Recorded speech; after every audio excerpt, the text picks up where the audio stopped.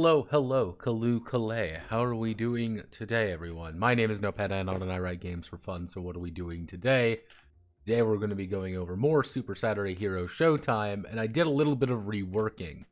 Also, I would like to thank E. Gregarious Games and Willenders.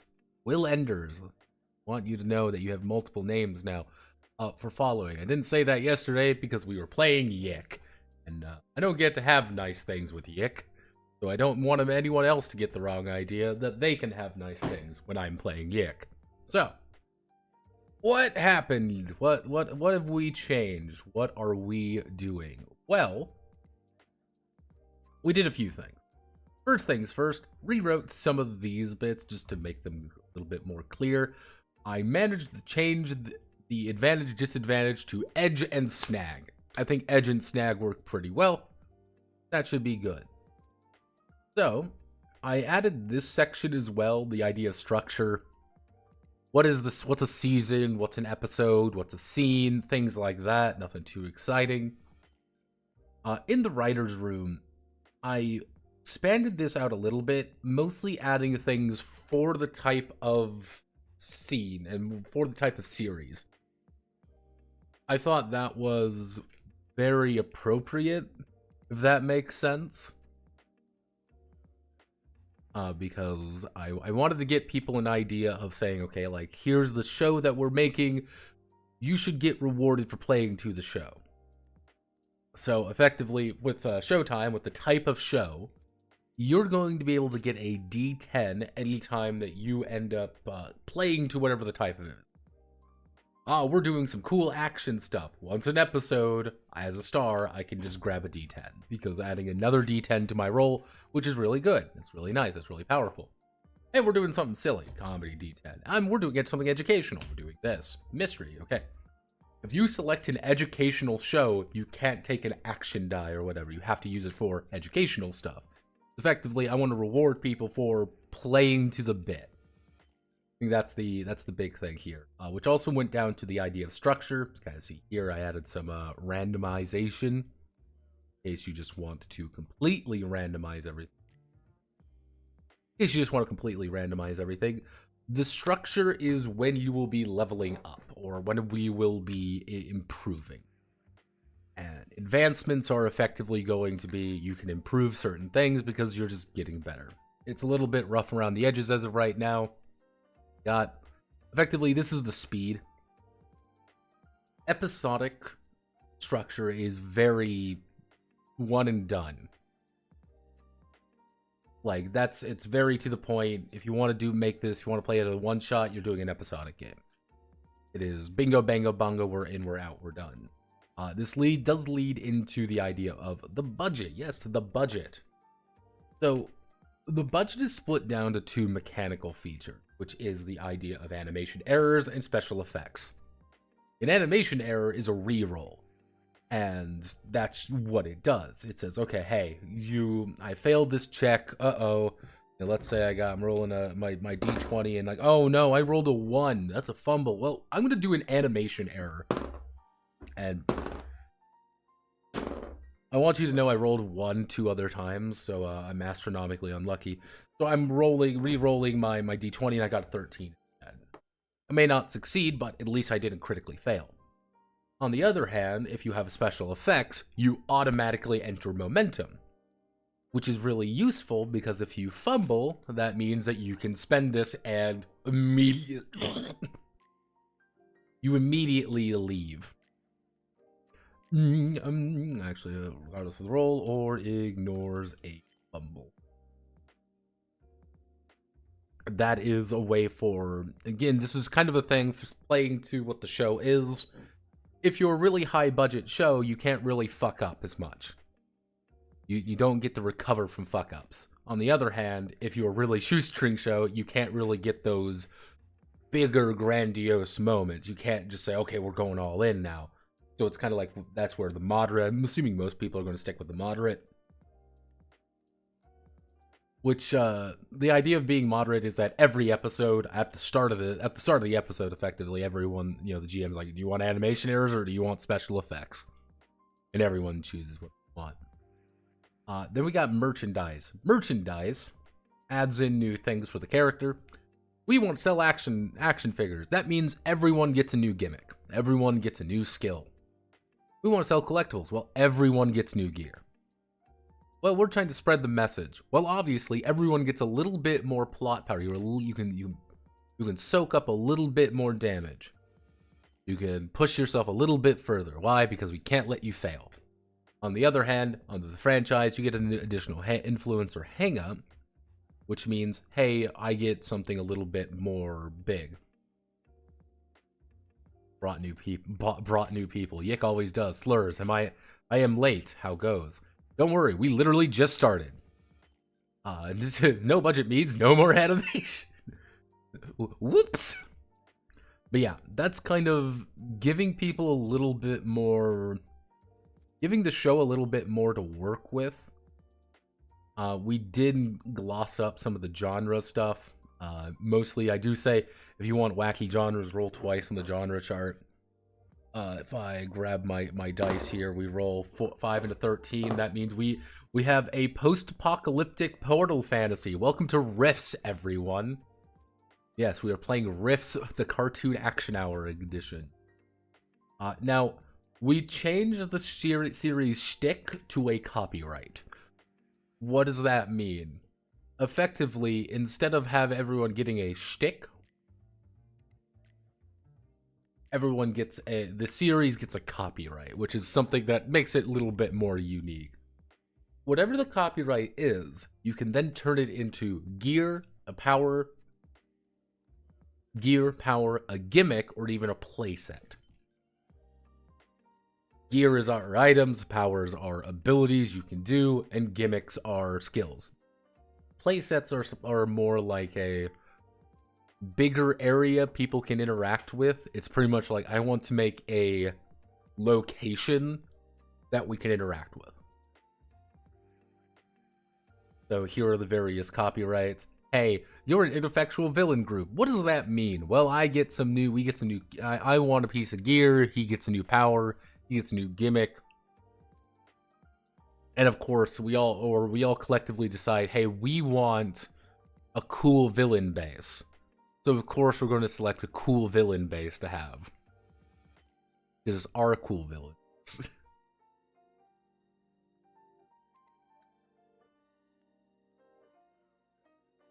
So let's roll our copyright here. Our copyright is we have an overly cinematic flair. What does that mean? I don't know. What do people want to do with that?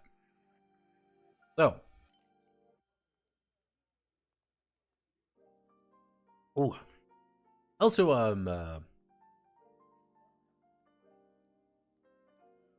redid the antagonists and threats a little bit.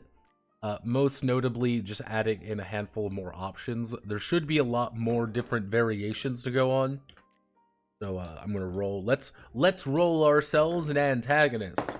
We are fighting a evil emperor who is stealing hopes and dreams with the goal of becoming all-powerful. That's it. So we can roll again.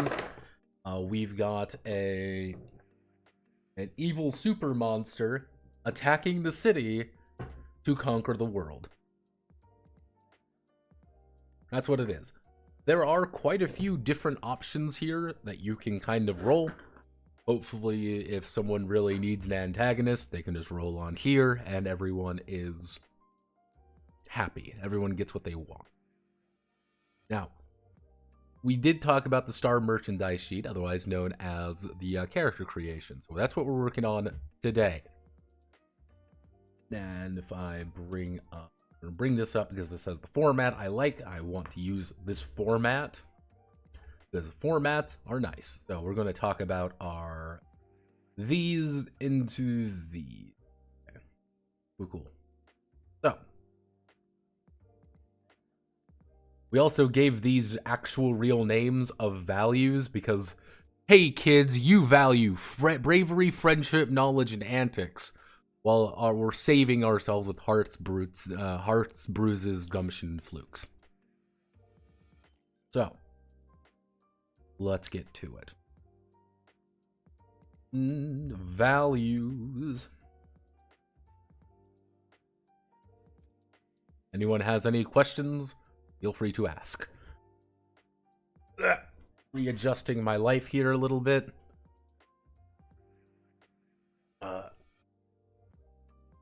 Oh, right there. Right there. Feels great.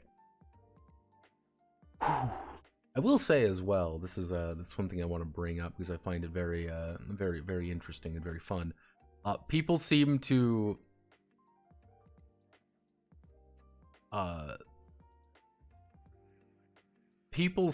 really like the Eat the Reich video. I'm very happy that people like the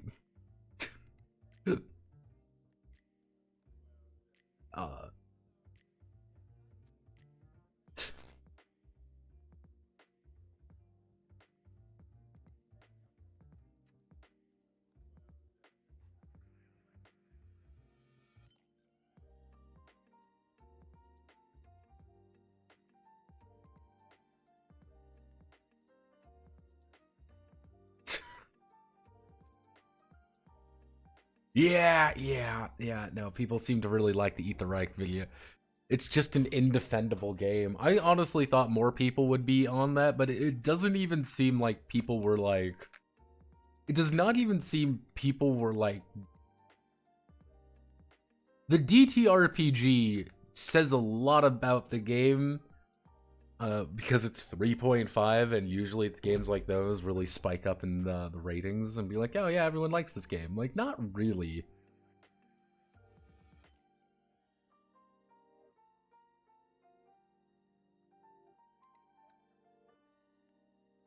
So, let's get back to it. So, value. Let's. So, stars are made by their... Like, stars are made. And a star is being drafted up. They will always have a set of values that define their heroic nature. That define their heroic nature.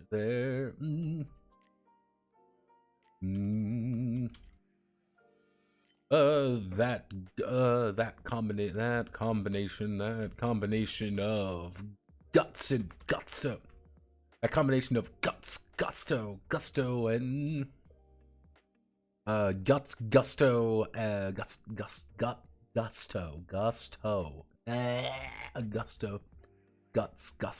and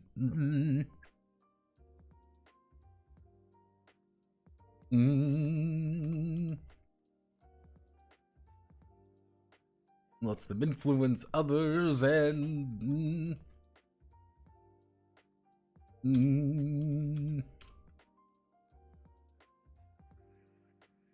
let's see. Also, save the day within the 30-minute time block. Within the 30-minute time block. Values.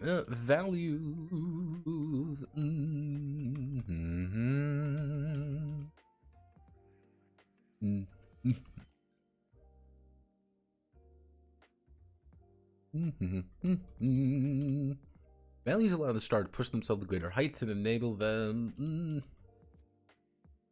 Yeah, let's see. Let them save the day. Enable them to save the day. A value will always. A value will always be added to a, and will always be added to a check. Well, let's see. Value will always be added to a, let's see, always be added to a check. Needing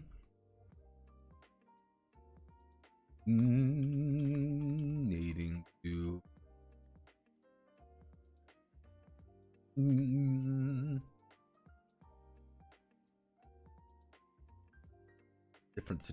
for different situations. Each value is measured from ... Now, this is where things start getting a little bit hectic. This is where things start getting a little bit odd. So we've got two ways of handling. So we've got option A. Option A, we have flat value.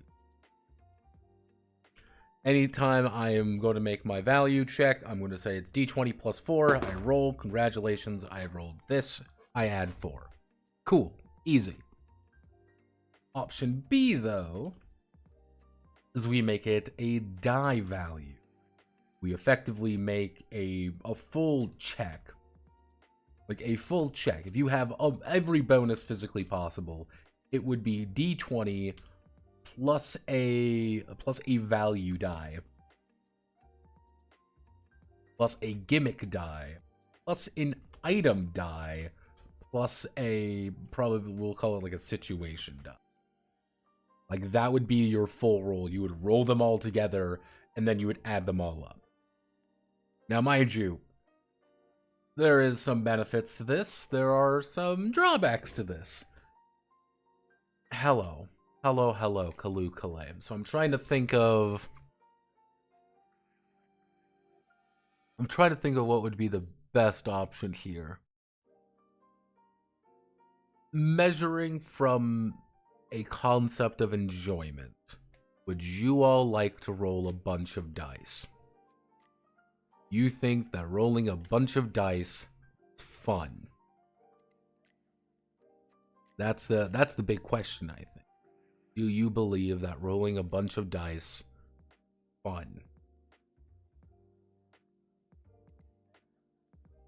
Or do you think people would try to power game it too much?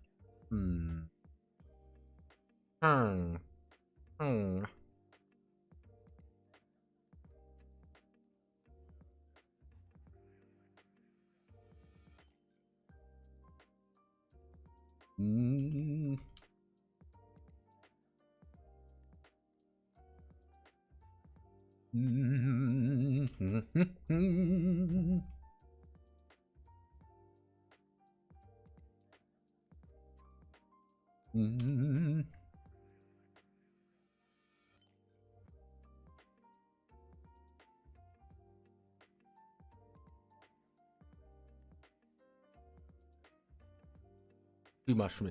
At most, my average, at most, you will have 1, 2, 3, 4, you'll have 5 dice. 5, maybe 6 die. But that 6th die is never going to be, how do I want to work? That 6th die you don't even really need to roll, because that 6th die is going to be someone else rolling. Because that's someone lending us it. That's literally the power of friendship showing up, trying to help you out.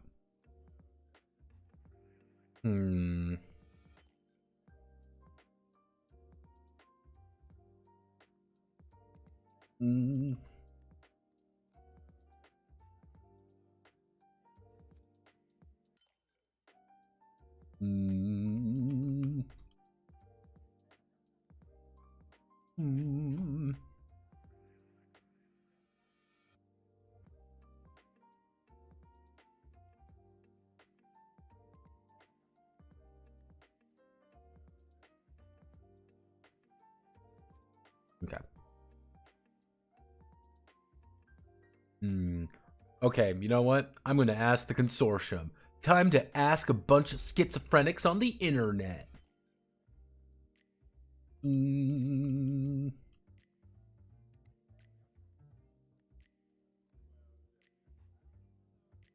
How many dice are too many dice when adding them all up together? Let's see. I wanna see, because I can see it up here of how this works. But I'm also me.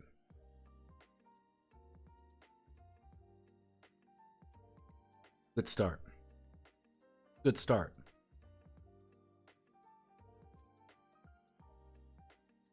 Sticking to about 5 is going to be ideal.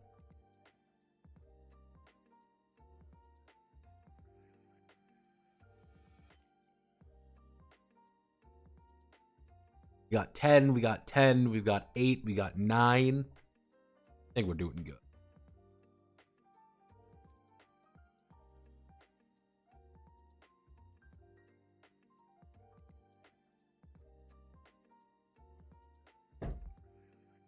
Let's see.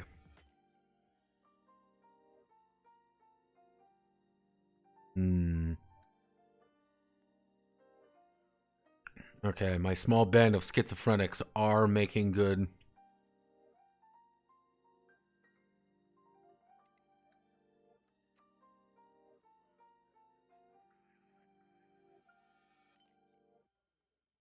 Let's see. So I brought in the multiple die sizes. This is where things get complicated.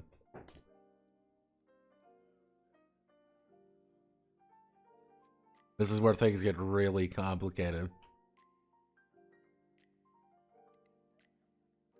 Let's see. Let's see what. So let's see. Adding in that.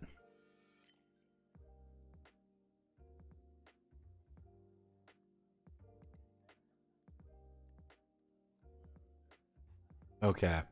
People look like 10 is a good number. That means 5 is a better number, right? Okay, we can make this work. We're Gucci. Okay. Let's game. We got this. We're gonna do it. Fuck it. Each value is measured from 0. Is measured from 0 to D20. Actually, each value has a die size to has a die size ties to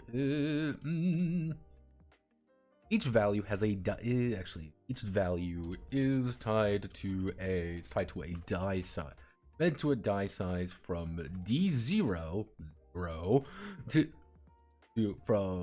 from 0 from actually I think yeah from 0 to D20. Actually no, we're gonna keep it because we can. D0 to D20. Measured from a die size with each step of the with each step.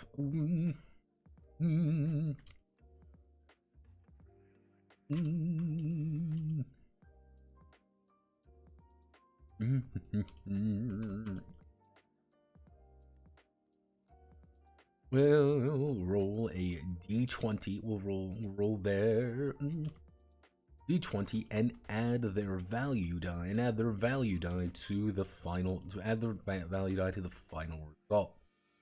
Add their value die. This is the final result of the check. This is the final result of the check. Final check.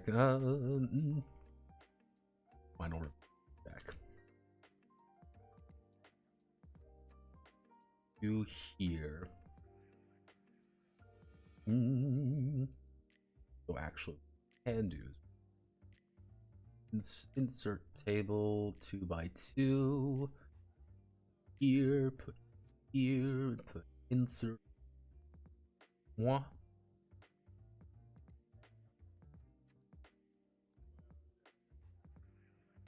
Hold me closer, Necroman. Still one of the most strange book titles I've ever heard.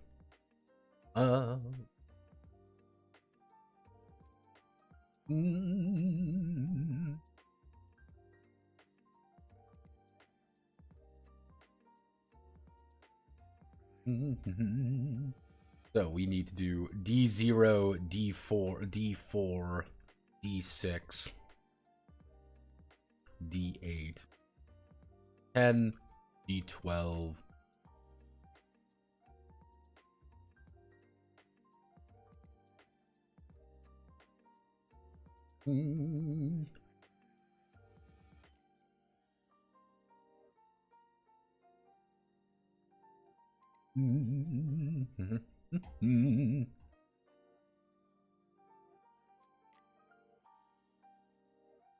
So we want to do no.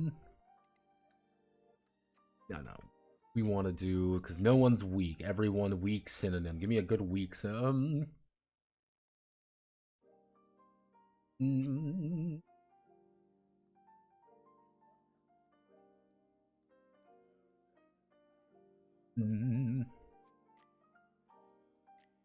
Actually, no. D0 means you're lacking, you're very average, above average.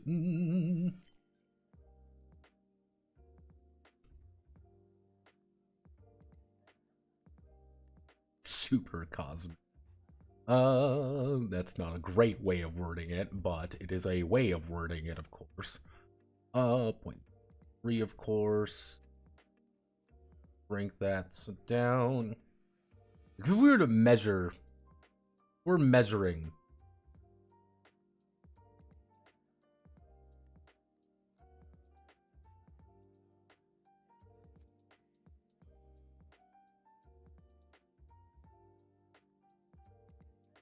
We're measuring. So if we say you're lacking, you're average, what would you consider above average? A good above average. Above average synonym.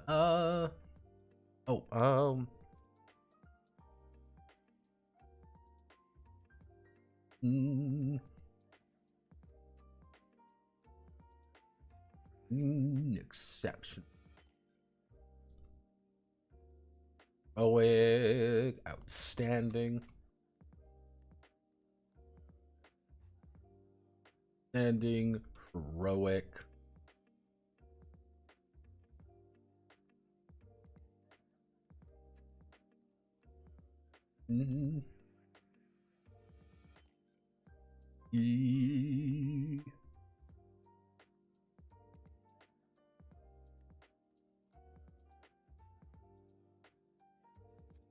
That, and then we do into outstanding. So having an outstanding, it's okay. Being outstanding in a thing effectively means like you've got a D10 in it.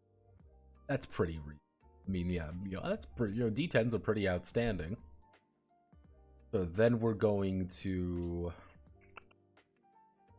We've got the 4. We can do the 4x4. Do we want to do the 4x4?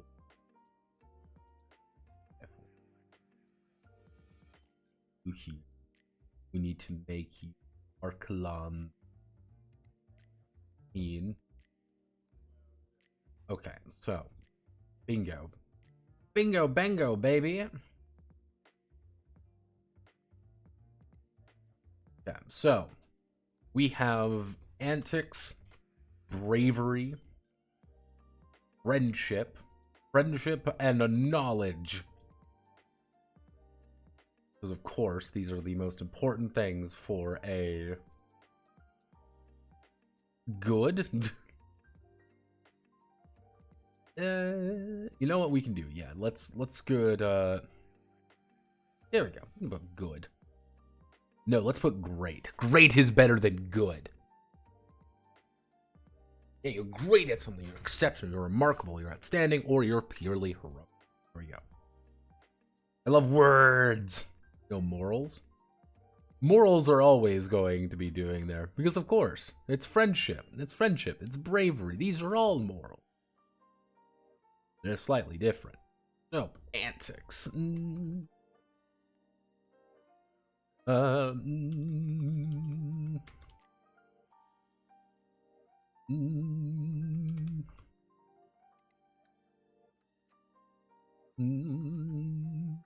do I?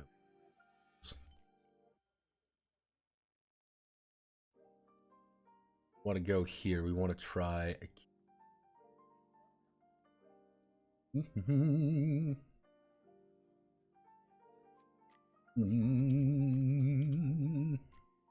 Always finds a.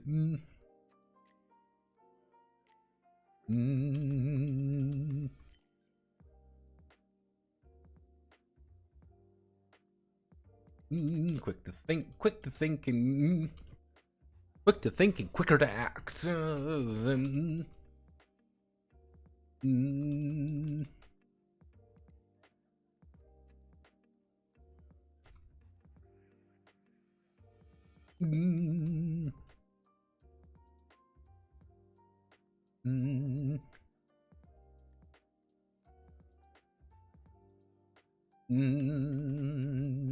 What would be the Who would be some really good. Mm.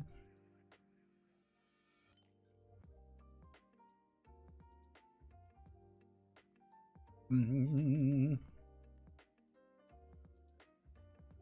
Mm.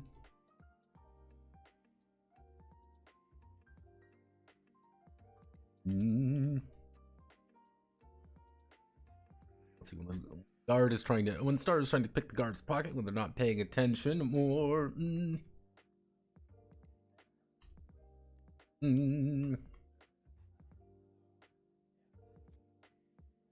we're trying to sneak past the villain,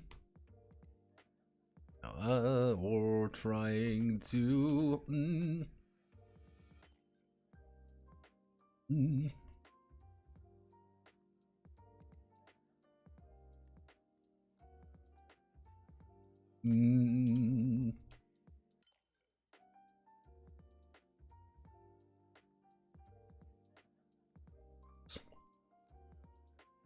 Antics is kind of the do things ability. It's your do things action. Yeah, I know that's not exactly the most innovative thing in the world. However, it does work.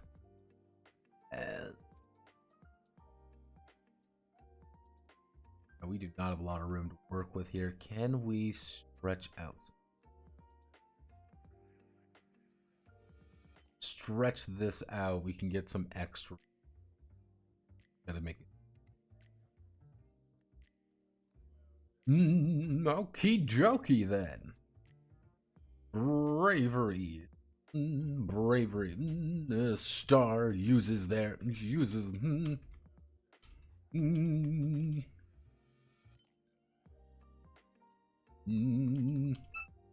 Oh, getting a phone call. Moment.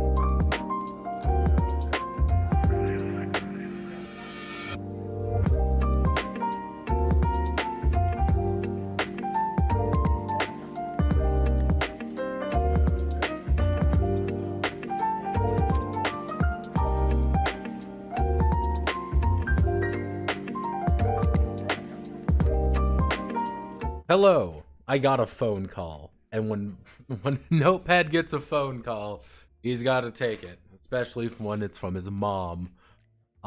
Yeah, we were just talking about the naked guy I saw today. Yeah, for a little bit of context for for everyone tuning back in when I said that. I was walking to get coffee today in my usual coffee shop. And I'm walking and I'm like, okay, this is fine. And I see a guy crouched over. I'm like, that doesn't look good. Hopefully he's okay and or not taking a poop on the sidewalk. I get a little bit closer and he stands up. Man has no pants on. I see everything. He leaves very little to the imagination. Like, he starts trying to take his shirt off, puts it back on, takes it off, whips things around a bit.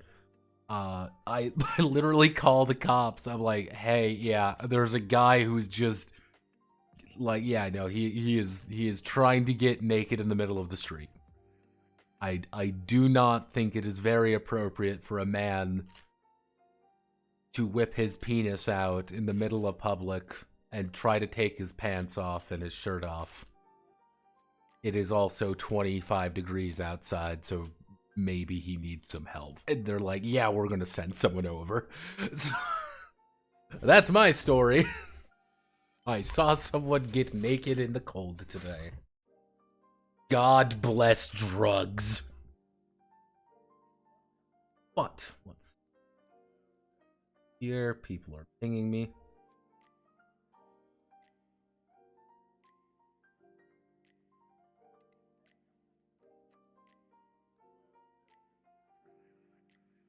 Okay, so the star.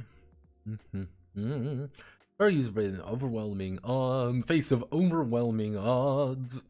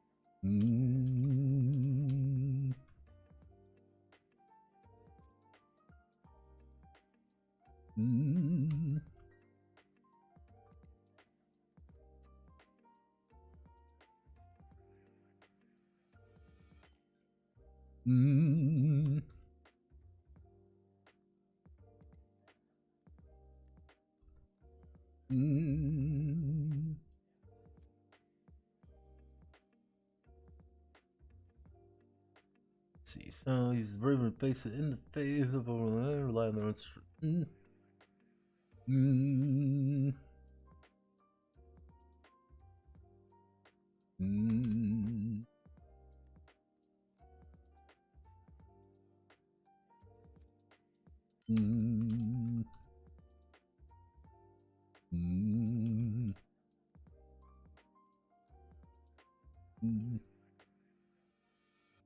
To break something down or convince someone to stand down.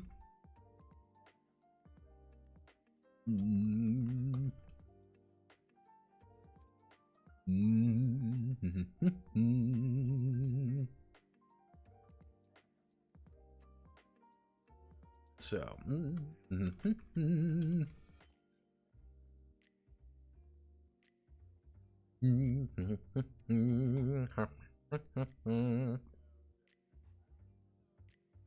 okay, the star we need to do.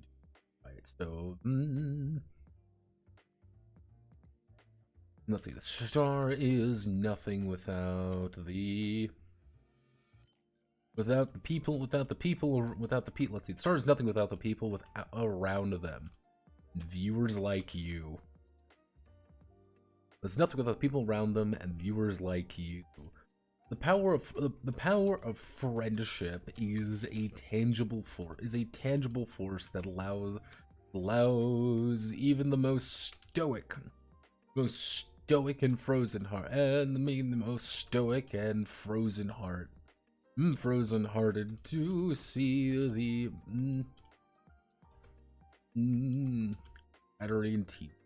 Ratterian team. Let's see. Star wants to. Let's see. When the star wants to convince someone to help them, someone wants to convince someone to help them, or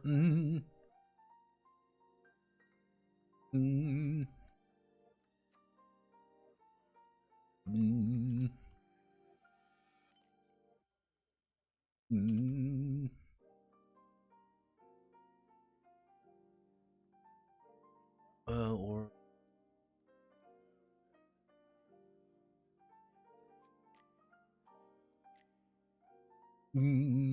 there we go. Friendship, literally the power of friendship is magic and you cannot stop it. Friendship is magic and magic is heresy. Let's see. It would be knowledge. And the stars keen.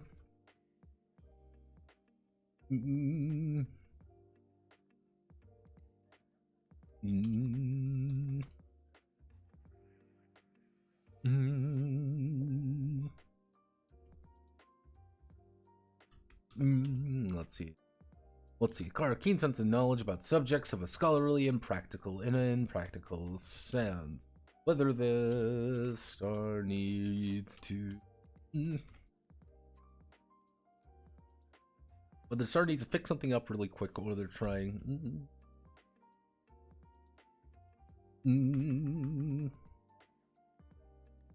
That's savvy is more than just being.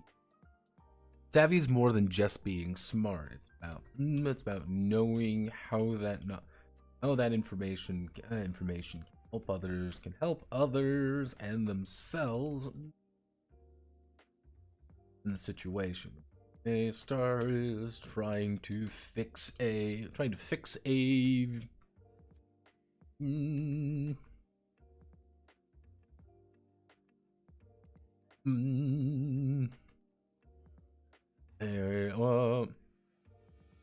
translate in ancient manuscript. Let's see. When a star is trying to fix down a broken vehicle to translate an ancient manuscript, they are relying on their savvy. I think changing it to savvy gives it a little bit more unique. There we go. This leads us to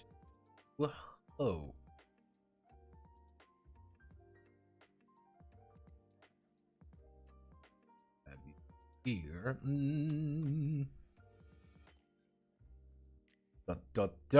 Not every okay. So not every situation. Not every situation of the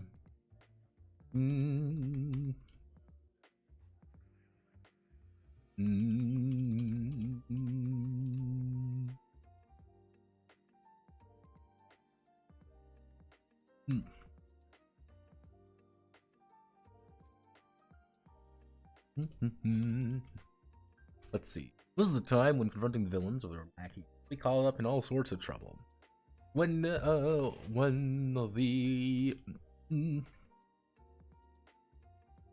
worst comes to worst.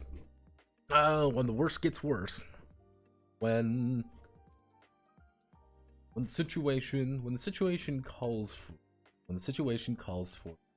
a star may need to save to get themselves out of danger, or attempt to help others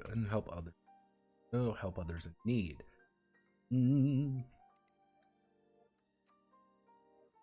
each save is ranked from 0 to 20, presenting the Stars Grit.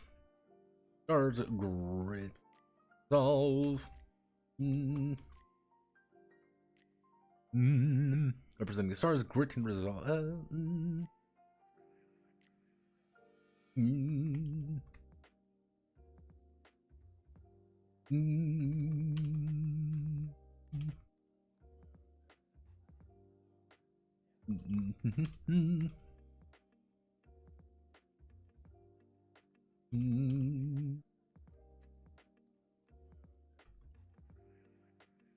Let's see. Whenever they must make a save, they'll roll d20 and attempt to hit under their save.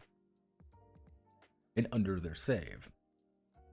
they manage to score equal to less than save, they have mitigated the worst. If they fail, they will succumb.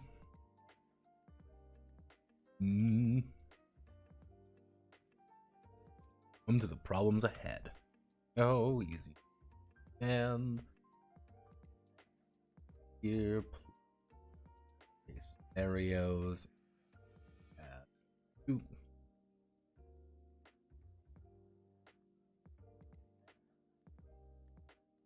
You here. Saves. So we need to do bruises, fluke, gumption, and heart.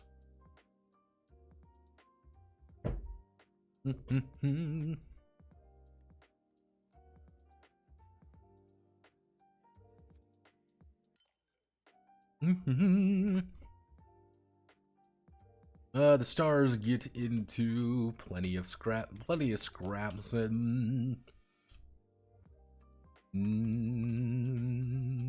let's see. Stars get into plenty of scraps, and we find themselves in some rough terrain.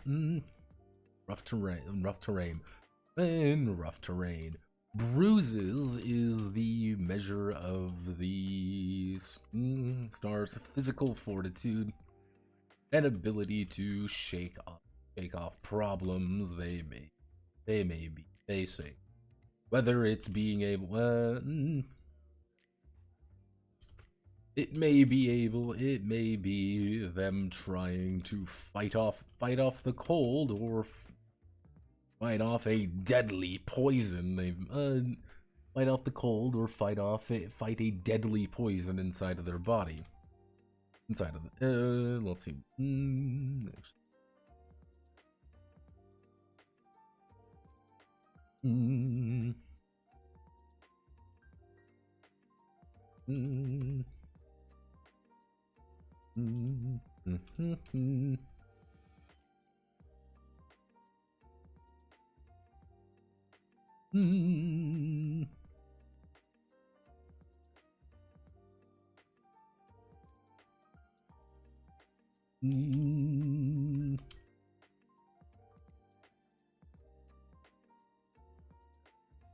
Do a quick dust off. Let's see. Damage, so if we want to do this right, the star.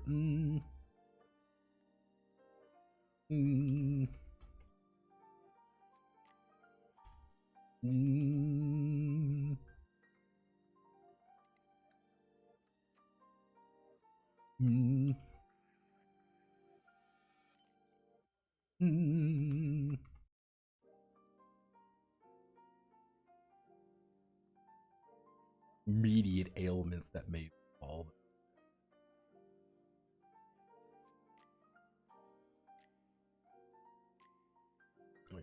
Go, and then that leads to fluke.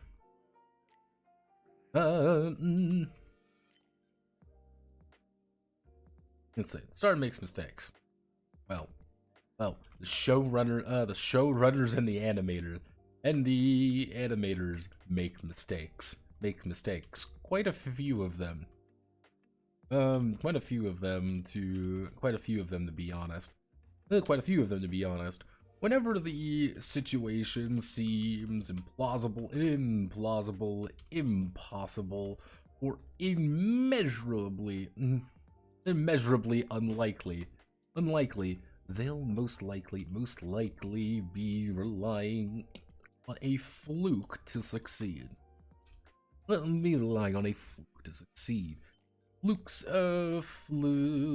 keep. Mm, mm, mm, mm, mm.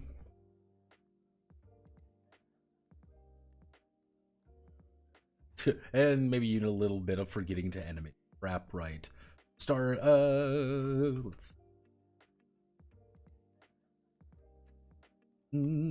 Fluke protects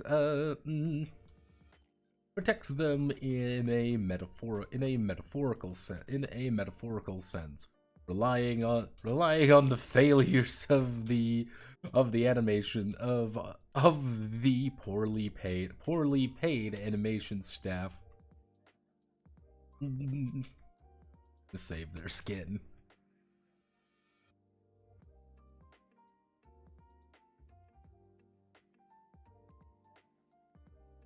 Luke is supposed to be a little bit goofy because and it's one of those. It's the Scooby-Doo swoosh, if that makes sense.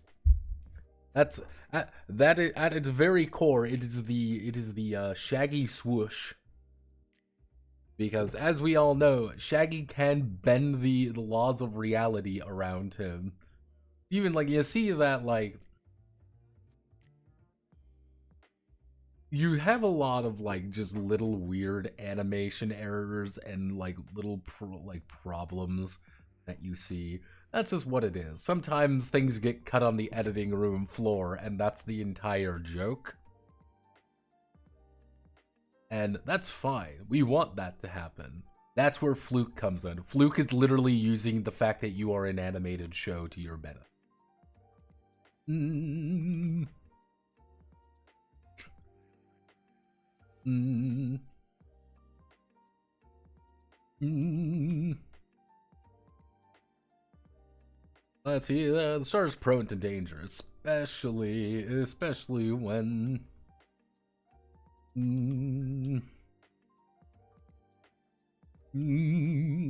inexplicably collapse under them, or they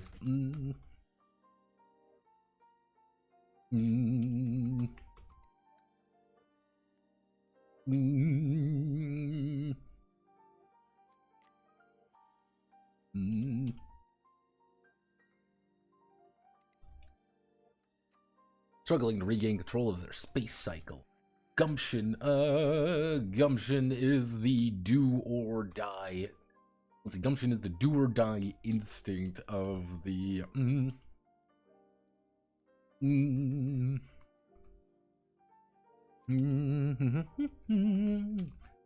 Gumption is the do or die instinct of the star to react quickly in a situation of high stress and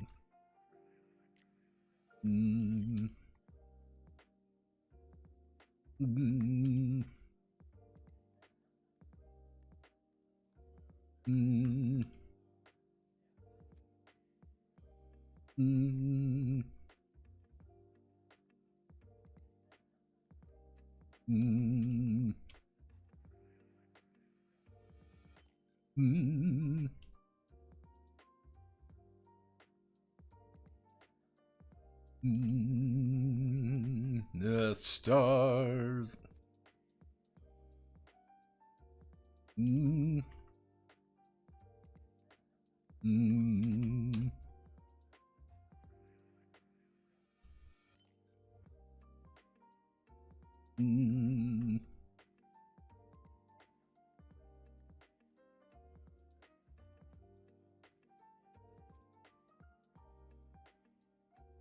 Stars gumption protect them in the lightning more instinctual way. That's kind of the idea.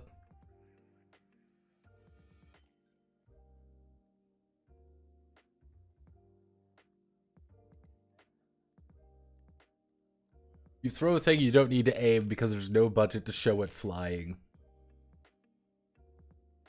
Fluke is kind of like, it's one of those things, like a good idea of Fluke would be like, okay, we're running across a bridge, we're under arrow fire, like what do we do? Oh no, we don't want to get hit by anything. And you say, okay, everyone make a Fluke check. Everyone make a Fluke save. Everyone who succeeds at it just runs through. Like, you clearly see arrows, like, go around them and things. But what the people on the TV see, they don't actually see any of that. It's just like them just kind of gliding past you. Like, yeah, that's the Fluke. It's the animation trick gimmick, you could say.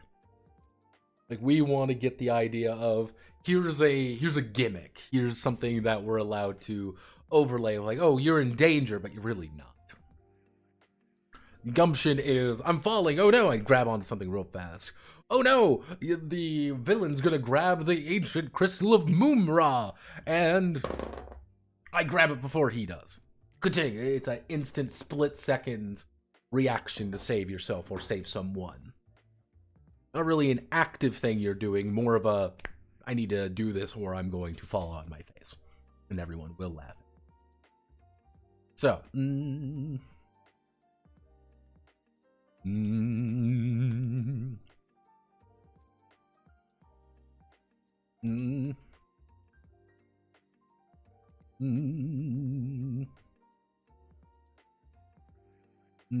let's see, the star.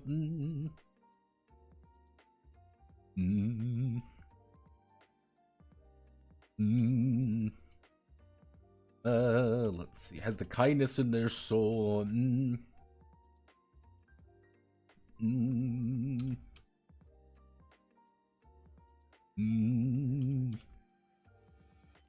humanity to have them appeal to the right audience. The star's heart is a measure of their willpower.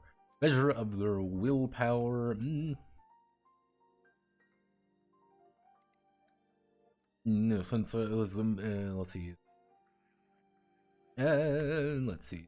Heart is a measure of their willpower and morality. When the forces of evil are using their vile mental tricks or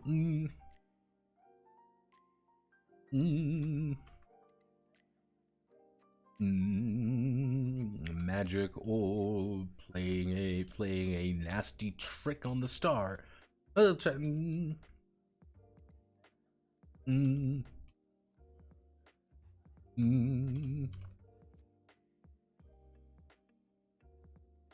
Fair or worse. The star's heart protects them at a personal, at a emotional, and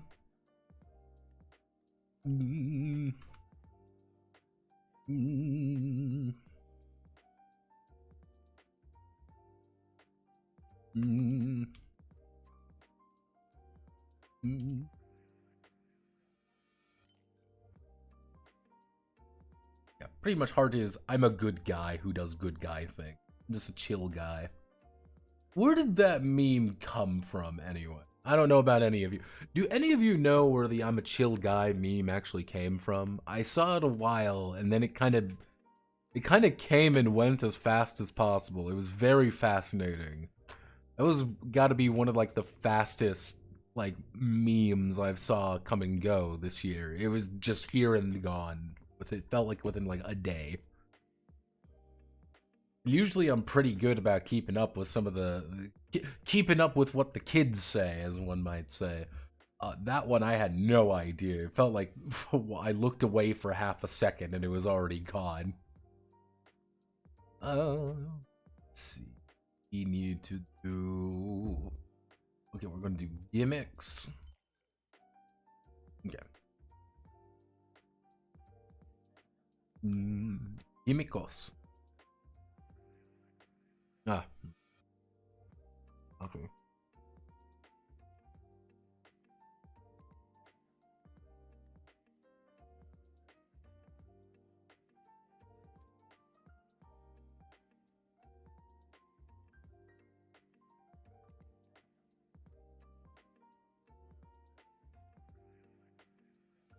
Every now and again, I peek back into my server and see what the conversation is, and it just gradually gets worse every time I look.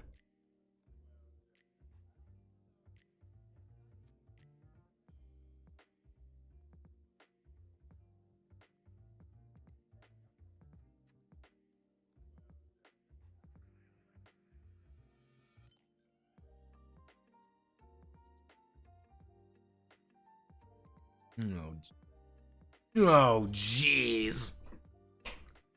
Readjust my life here. I think my chair is dying. I think it's seeing its last hurrah. It's doing its best, but it ain't doing well. But let's get to gimmicks. Every star has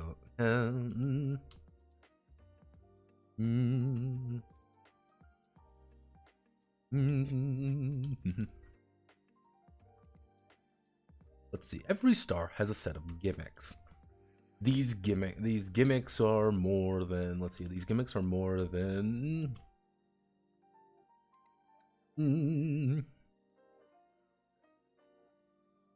yeah, let's see.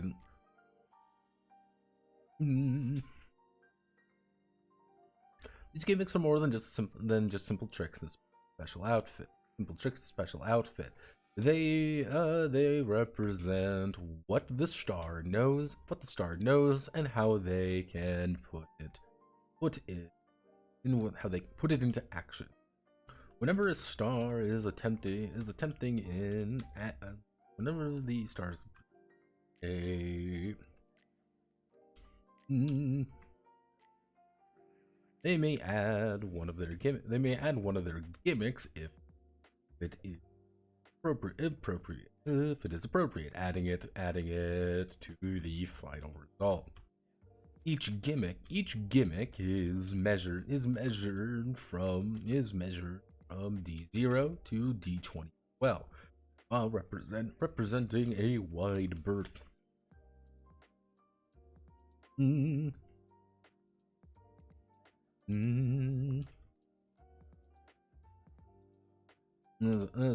Birth of options, star can cover. However, there's a catch.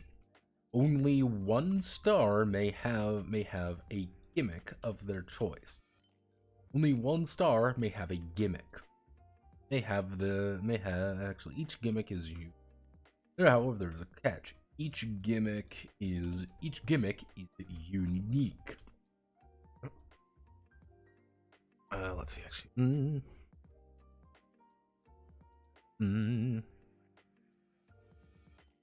Actually, let's. So each gimmick is measured from D0 to D20 as well, representing a wide berth of options, skills, and can cover. Each gimmick is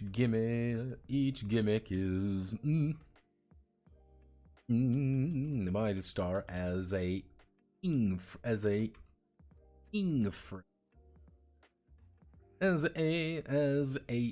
word, representing them doing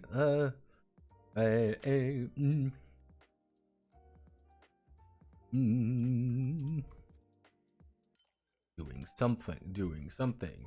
They could be good at flying, repairing. They could be flying, repairing, somersaulting, reading, or any other number of action verbs. I just want to make sure doing ing words have a fucking ing word. I'm having a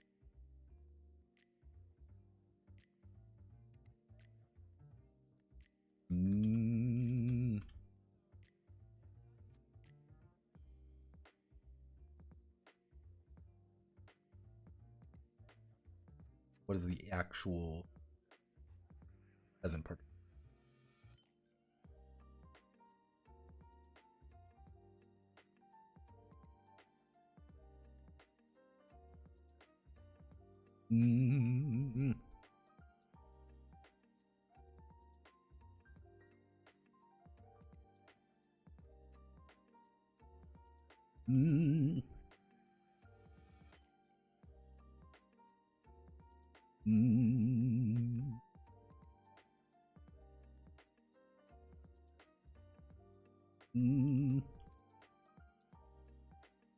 Turning a verb or noun into an adjective. Turning a verb or a noun into an adjective.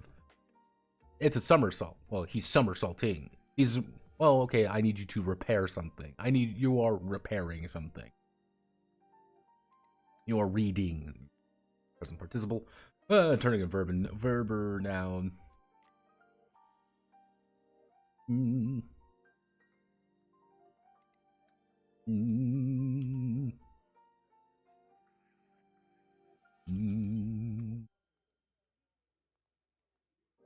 Or any other number of actions they are presently doing.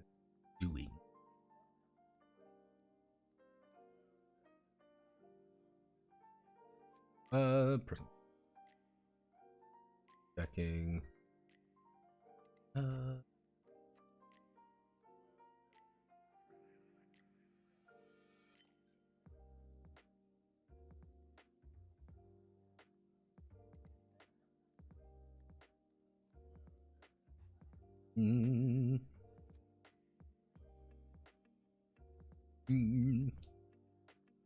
However, there is a catch. Each gimmick. However, there's a catch. Each gimmick is unique. When creating the stars, each PL may only use each PL when creating a star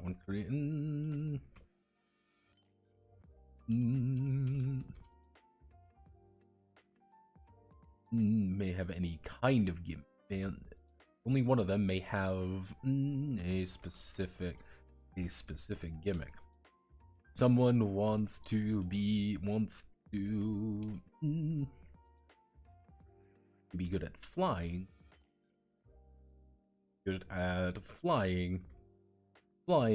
Then another star, then no other star can have flying.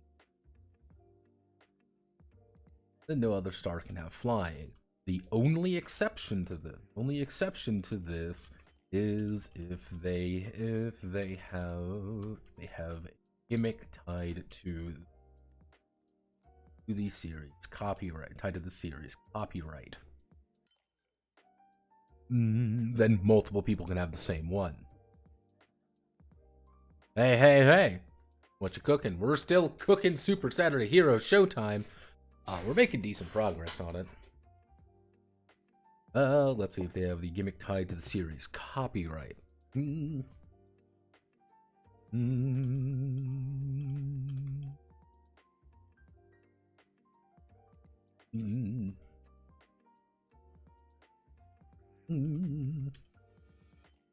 Make sure to work with other stars to create a robust team that complement one another.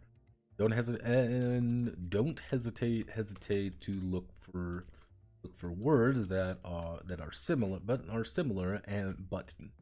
but different. Or gimmicks that are similar but different.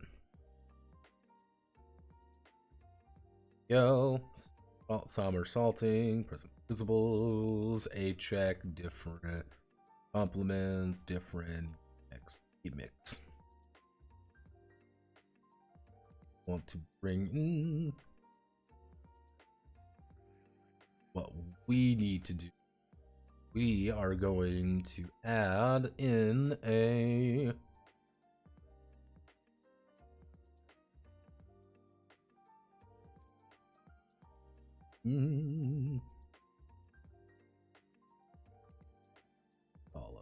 what we're going to do, columns to the right, 2 columns to the right.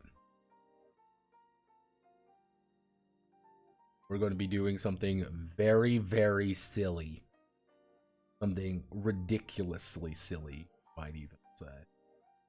So we need to do 5 to 0.4. 0.4. You extend this.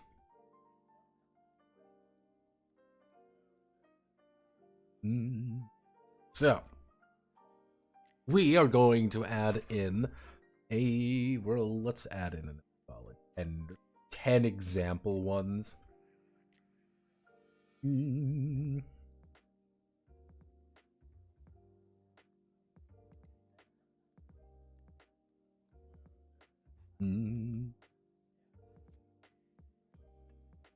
Actually, let's do. You want to do?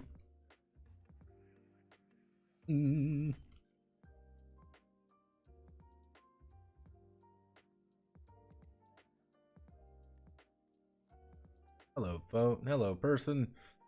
Hitting me yet again.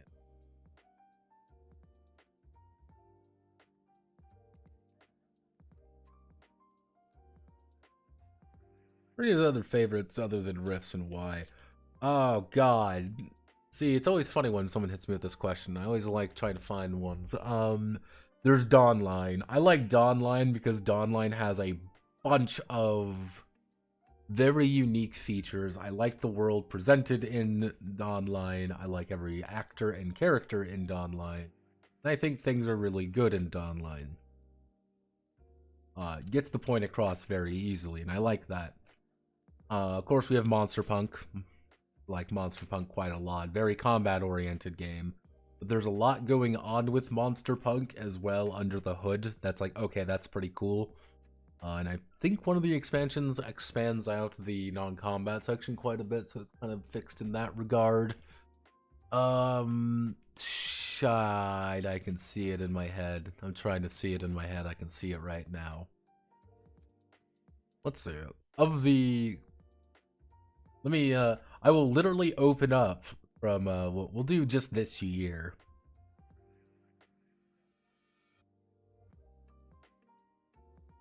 We hit 1,000. Good job, team. We'll hit this year. Let's see what we've got in the little opinions that I... let's see. Eclipse Phase isn't bad. I think more people should look at Eclipse Phase because Eclipse Phase is actually a very fascinating game. I have a love-hate relationship with these two beautiful things. I love the idea. It does not want to work with me. Let's see. Of course, my love-hate relationship with Sword Chronicle as well.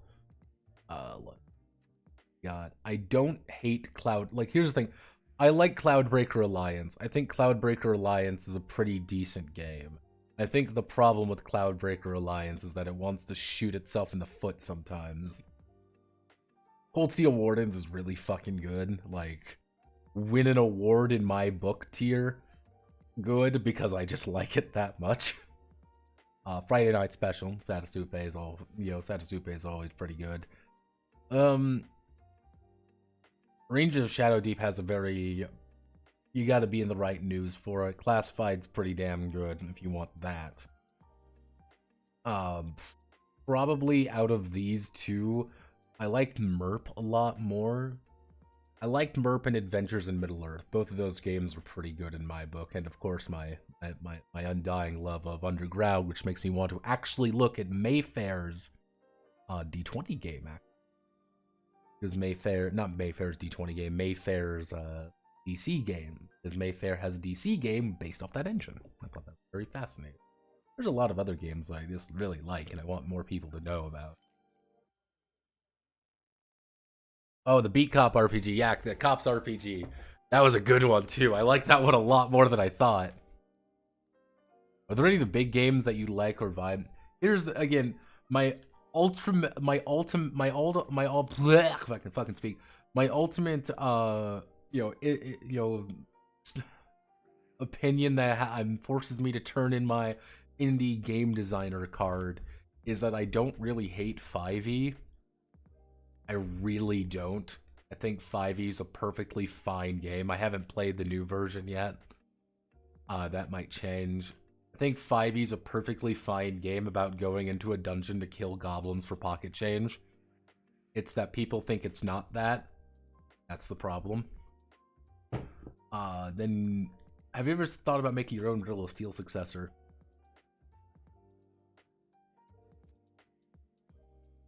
I have a I have a morbid. Technically, I have two. There is Pojedenie Kobieta, which is a lot more about fencing, and probably I need to fix it up one of these days, one of these eons. Then we have technically Sword Bastards does follow some of that. If I were to ever make my own Riddle of Steel successor, I would want it to do its own thing, and that's where things get really difficult. BRP. I I like BRP. I don't think there's really anything.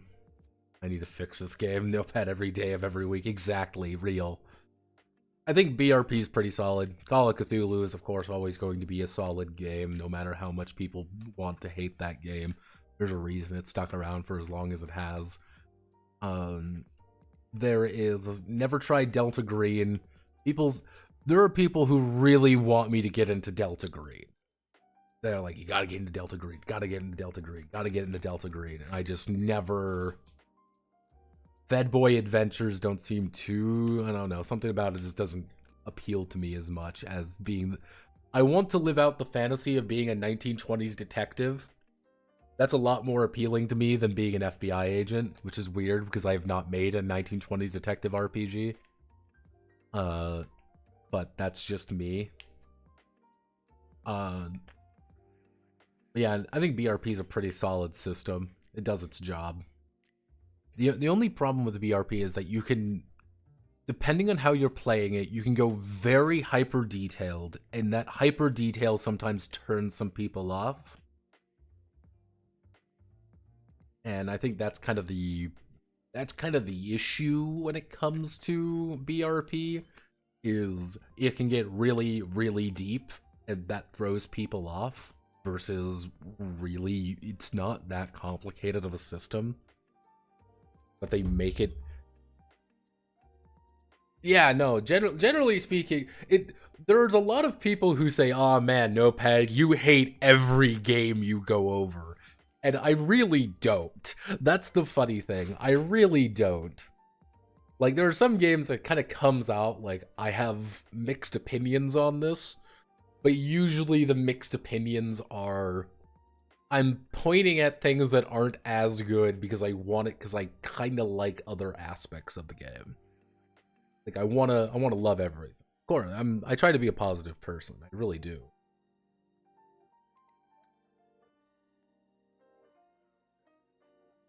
And that's the funny thing. A lot of those, yeah, and that's the thing, is like the videos in which I am the internet hate machine get the views, which is a kind of a thing in my psychological breakdown last year.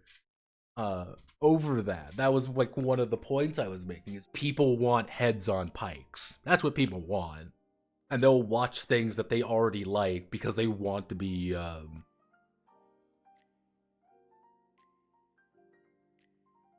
Yeah, they want people. They want to see things. They want to be. How do I want to word this? People really like being told that they're right, and I think that's a problem. And people want to look at Eat the Reich. People want to look at Eat the Reich and say, this doesn't look very good. They want to watch a video saying, this is this is a bad thing. So everyone's like, yay! It's usually the videos in which I have a very like neutral opinion on something don't do as well. Even though I'm like, yeah, here's good, it's bad. And the thing is, like, if you really watch the Eat the Reich video, I don't hate the game. I really don't. That's the funny thing. That is the absolute hilarious thing. I really don't hate to Eat the Reich. I don't think it's a TRPG, mind you, but I don't hate it. It's not bad. It's just a resource management. Yeah, it's a tabletop board game. Honest to God, if you were to sit down, write out this board game of a how do I want to word it? You write out this board game where it's the idea of resource management, where let's say you have 10 hours. That's the idea. That it's 10 hours till dawn and Hitler leaves.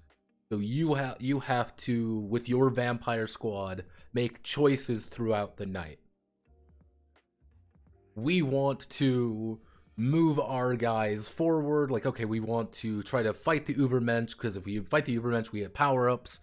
But we also want to fight normal guys to get blood, but that also risks health, and we have to spend blood to get our health back. And you are trying to, like, and you kind of have like it's gonna sound horrible to say this, you would have that roguelike element to it as well, where it's like, yeah, this is fucking difficult. You're a bunch of badass vampire commandos, but it's hard to get to Hitler in time, and when you finally get to him and you don't do all the little objectives, like, if you don't do all the little objectives leading up to the final attack, you get fucking mulched. So it's like, okay, do we spread out and try to complete multiple objectives? Do we work together and get a bunch of bonuses? And that leads to some interesting push and pull. And I could picture me and 3 other people sitting around a table looking at a map of Paris being like, okay, I'm gonna move to the Louvre. I need you to move here. And then someone's like, no, I've got this bonus. You move over there, I move here. And then I can roll 6 dice and you get to roll 5. I'm like, okay. Like, that kind of that push and pull of like, okay, we want to work together, but if we're working together, that means we're not accomplishing another goal. Boom, done. Great board game. It'd be a solid 8 out of 10 on some websites. Shut Up and Sit Down would do a video on it and everyone would clap. And it would be immediately forgotten. But that's not what that game is, unfortunately. That's the problem.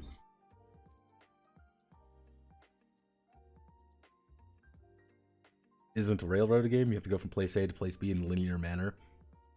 It is a manuscript game, because they kind of get weird about it. If you read through Eat the Reich, if you read through how you're supposed to do it, you are literally supposed to go from A to B to C to D. Now, what usually happens is it's A, well, you can go to B1 or B2. We're going to B1. Now we can go to C1 or C2. So we want to go to C2. We want to go here. Like, there's a branching choice, but usually it's all roads lead to Rome kind of thing. Like, you don't really have that many options.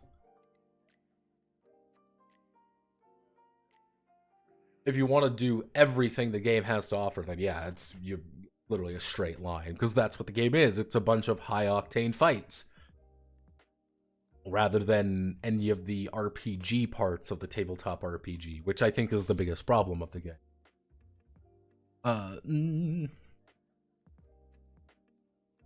Let's see. Fantasy gimmicks. Sword fighting. Swashbuckling.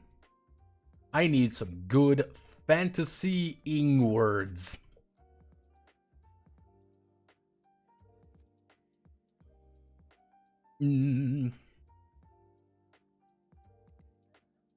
What's some good?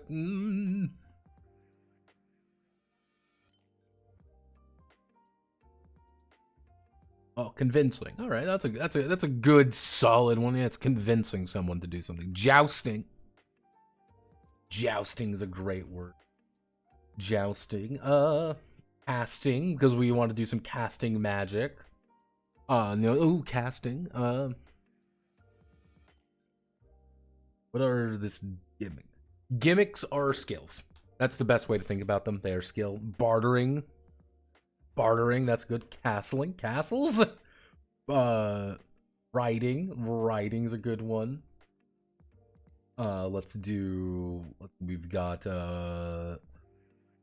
let's go down to bartering. Let's change convincing to bartering, and then we can do convincing up here. Because convincing can kind of be applied to a lot of different things. And I'm okay with that. Let's see. Smiting. What ability, what gimmick do you have? Smiting. We can do leading. Like, you're good at leading people, leading armies. Marching. Marching's a good one. You're good at marching. Castling. Animal husbandry. Looting. Surviving. Actually, that's a good one. Surviving. Okay, so modern gimmicks. Actually, you know what we can do for sci-fi gimmicks? We can put navigating in there. Just get it at the sci-fi gimmick. You're navigating. That's a pretty useful one. MacGyvering. That's MacGyvering's a good one.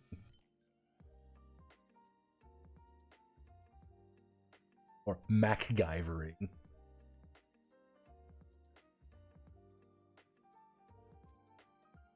We do have we do have that. So let's think.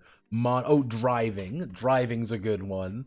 Driving is always useful. Oh, repairing. Repairing is always a handy thing to have. Thinking. Thinking. What would be some shooting? Shooting is very good.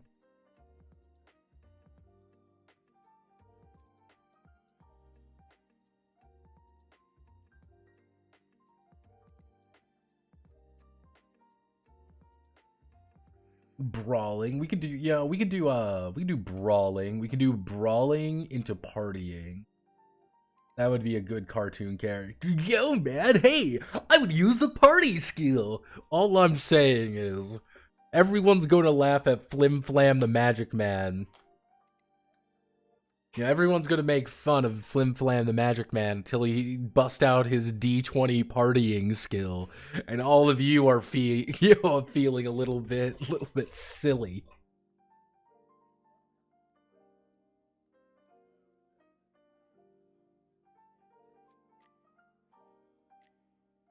Driving,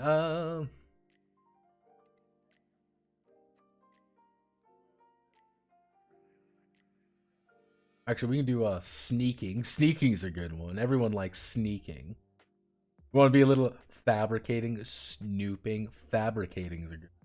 Ooh, no, we can put analyzing up here in sci-fi gimmicks, because sci-fi gimmicks that a Mr. Spock use the analyzer. That's a good one. Let's see, snooping, preaching to the choir, baby. Father Jackson, let's do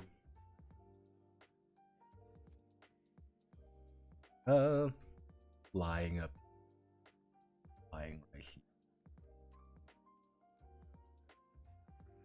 God, you don't think about it until you have to use scouting.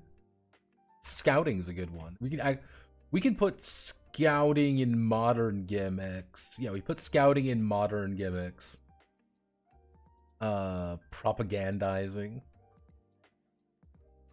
Propagandizing is a pretty propaganda. Good fun words. Swimming. Every game has to have swimming somewhere. Swimming. Put that there. It's interesting what just putting the idea of an ing word does change the clowning. Oh fuck. Why did you have to put clowning there? Of course we have to put clowning now. Of course we have to put clowning. Nursing. Nursing's a good one, actually.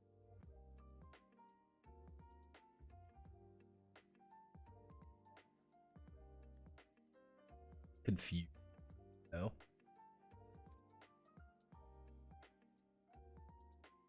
Psychic power. That would be powers. Powers are different. Of course, so we can play Zap Brannigan.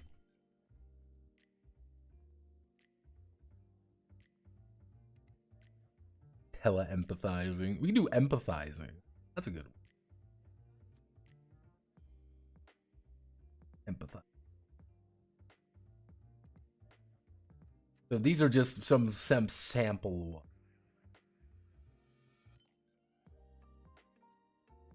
Just to make sure people know that these are sample ones. We're going to select all.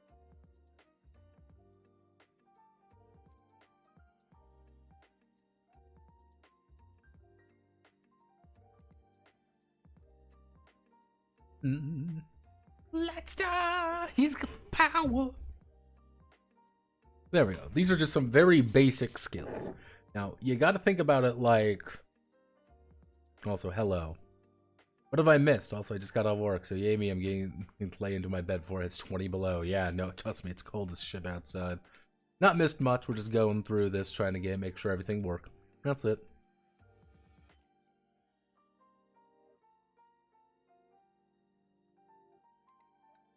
But you're all seeing what I mean by using words. Use verbs. Or use verbs, and what we're going to be doing is turning those verbs into adjectives. Well, I want to party. That's a partying skill. We're verbing something. Well, I want to sneak around. Well, you're sneaking then, right? Yes. That's all it is. It's just things that you are doing. That's the most important thing. It's a sword fighting. Okay, cool. I want to sword fight. Oh, swashbuckling, bartering, viving, sneaking, we're diving, we're wanking. Exactly. You're seeing the right idea here. It's ings. That's what we're doing. That's what your gimmicks are all built of. But everyone has a unique gimmick, so always got to remember that. Not everyone's got the same gimmicks. Which lead me to... We need to... Next one, which is... I believe we're talking about... Gear. Yeah, we need to talk about... So, we need to talk about gear and powers, technically. So, what do we start with? I think we should start with gear, because people have a lot more gear than they have power. So, gear, never a...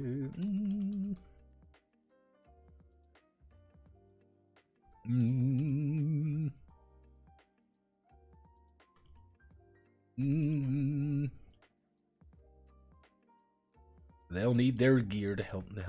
They'll need their gear to help them. Every piece of gear, every star will have a piece of gear. Will have gear to help them on their adventures. Sometimes it may be a weapon. It may be a weapon. It may be cool, or it may even be a super cool space cycle. Space cycle TM.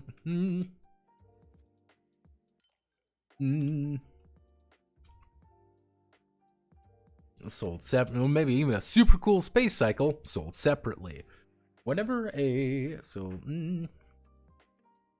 during the episode a star will be able to use their personal gear, to help them out in certain situations. Each piece of is measured from let's see, each piece of gear has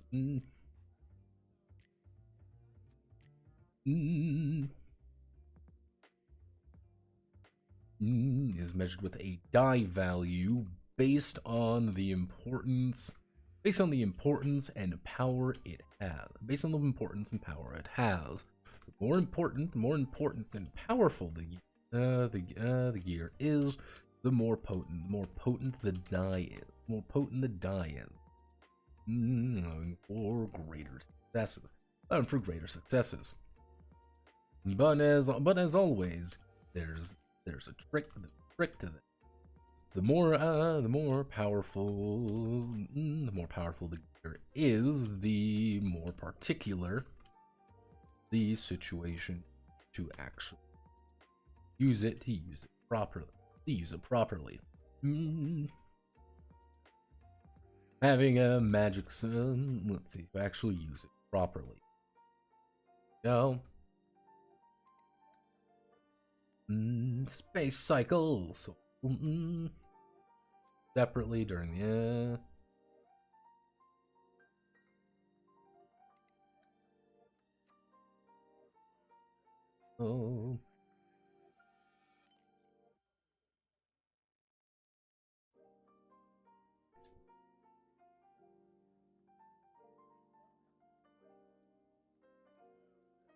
So, forcing. We forgot carousing. The thing is, one of the catches there, Caven, is that since everyone has unique gimmicks, if someone chooses to go for attacking, that means that nobody else can select attacking. That's one of the problems. So it's kind of one of those things where, well, we all want to have something good we're doing. Well, I'm gonna take sword fighting. Well, you take you take gunning, or you take shooting, or oh hey, I'll take ballet or something. What are you good at? Balleting, dancing or something. Like, yeah, that's what we want to do. You want to kind of split up how you're actually choosing the fight rather than just go really specific. So as granular as possible. You can go extremely granular. On the other hand, this is something very important. If you go super granular and you don't have that thing, well, you can't really use it. So we have a little bit of a push and pull here. How granular can you get before it doesn't work anymore? So maybe you want to pull back a little bit. Maybe you want to negotiate with all your friends here. Hey, let me have attacking. I will be your brick shit house. Nobody else gets the attacking skill. Everyone can still attack still, of course. Maybe not as well as you, but you're the guy going up in there actually kicking ass and taking names. You are, however, stupid as shit and everything else.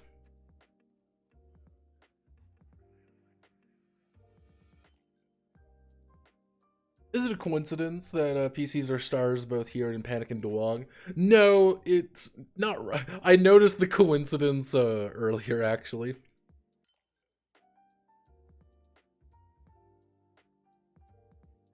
Or a lever of force for one. He's fisting and fingering two different powers. Man, I don't know what the fuck you want to use this 80s cartoon game for, but man... We're doing He-Man, but not like that, bro. But oof. Yeah. But yeah, no, there's no really, it's not really coincidence, because it was the idea of I wanted to get the idea, like, these are the stars of a show. So what are they? They are the star. I think that's most appropriate.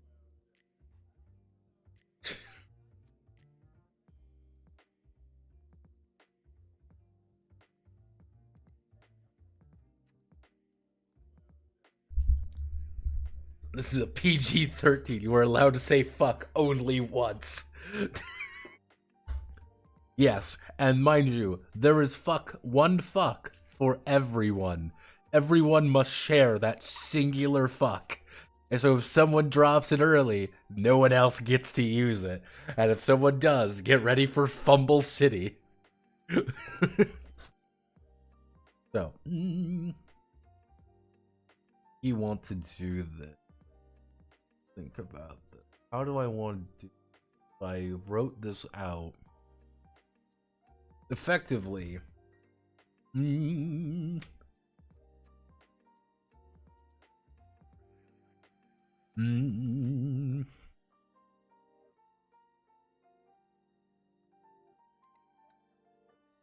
Fuck. Fucking as gimmick then.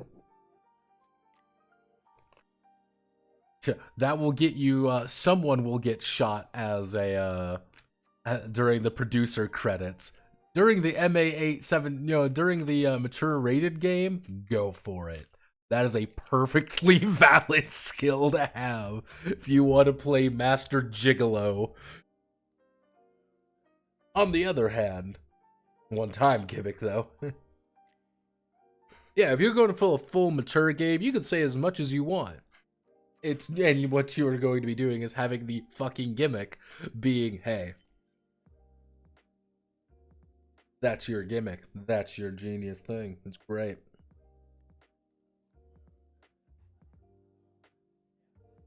How do I want to do this? Because it's...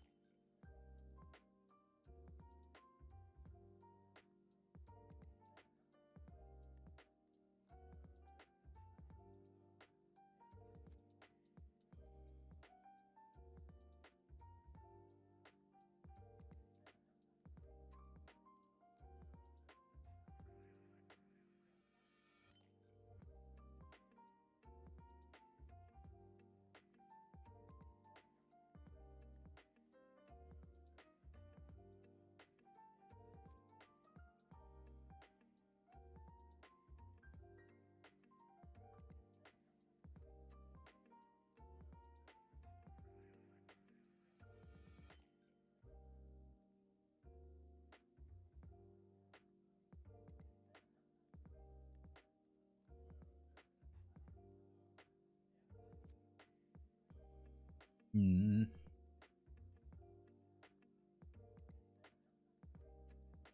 I mean, if you're inging your ing moves, how does fist attack versus finger strike of deathing be called?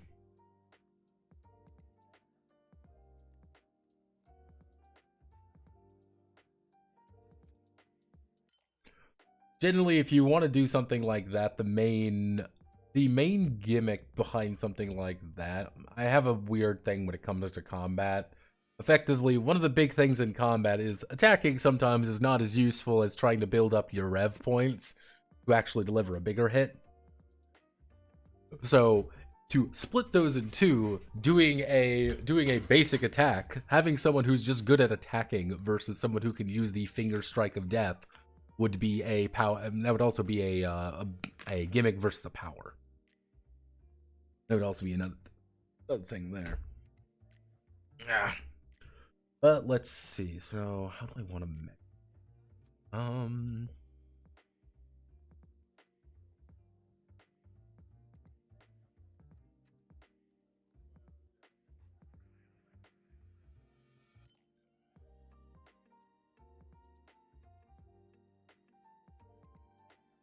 Mm.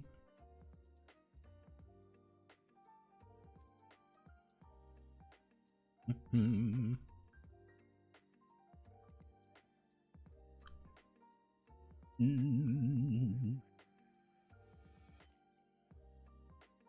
Mm.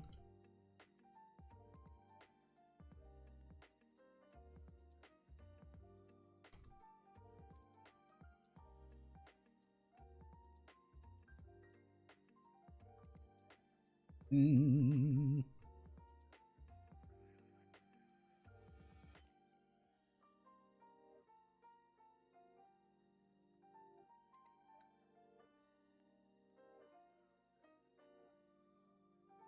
Now, I'm not saying that I'm gonna use it. However,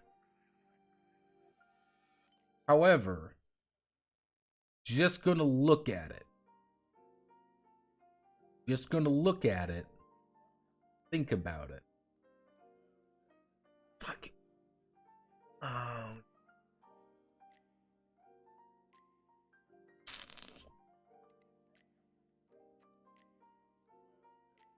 Oh.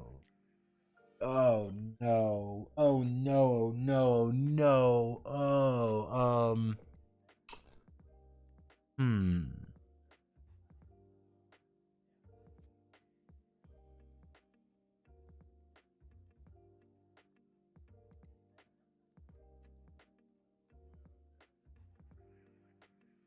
Oh, do we get Fortisi tarded again? Do we get Fortisi tempted?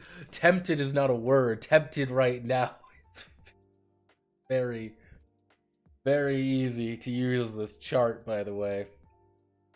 Because right now, what I'm trying to do is I'm trying to measure out how do you measure the value of a piece of equipment. No, notepad, yes. It's how do you measure?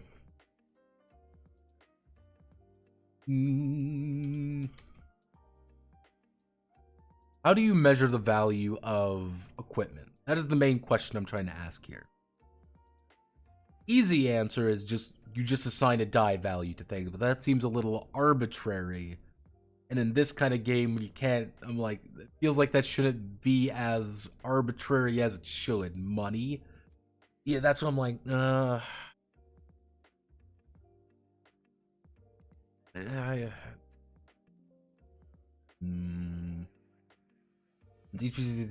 Based on importance.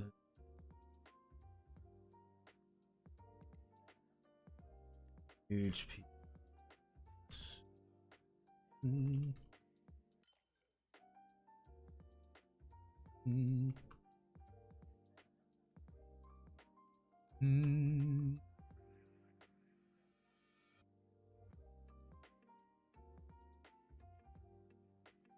Mm.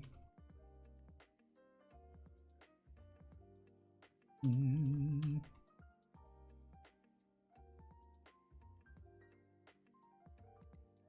Mm.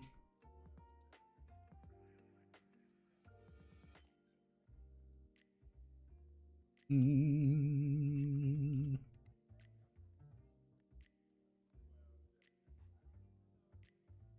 Mm.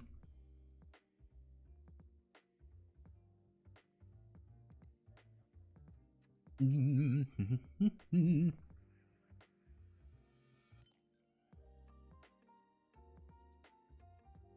Mm.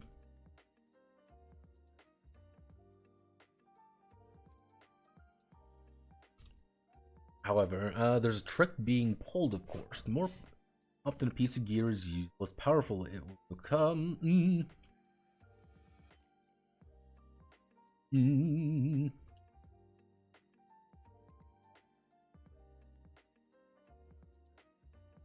Mm. Whenever the star fumbles when using the mm. Mm.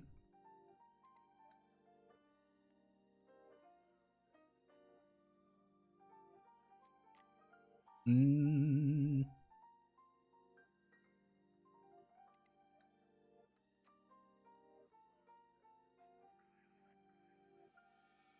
Mm.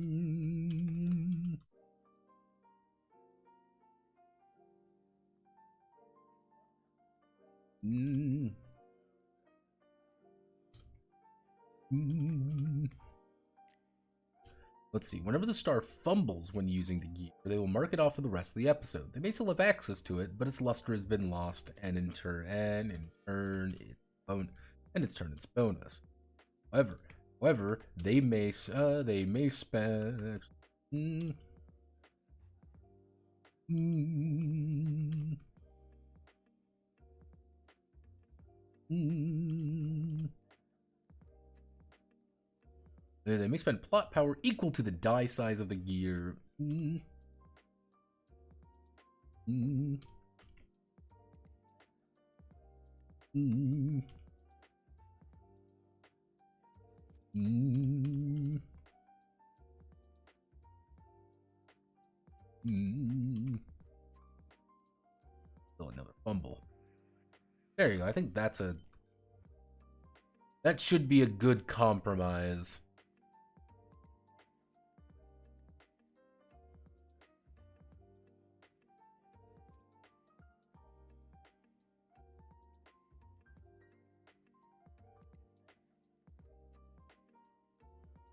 Cost 1 word. 1 unit per word.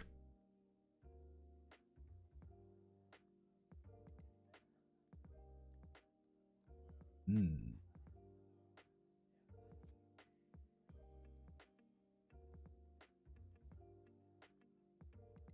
Hmm.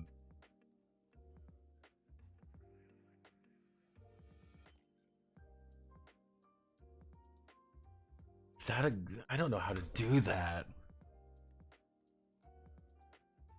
See, that's what I'm trying to think of. Like trying to think of like how would you do that, Reflegan? Like that's not a bad idea. For maybe a different game, this would work, but this is just not hitting. That's what I'm thinking. Like what I'm trying to do there was is trying to hit it like this.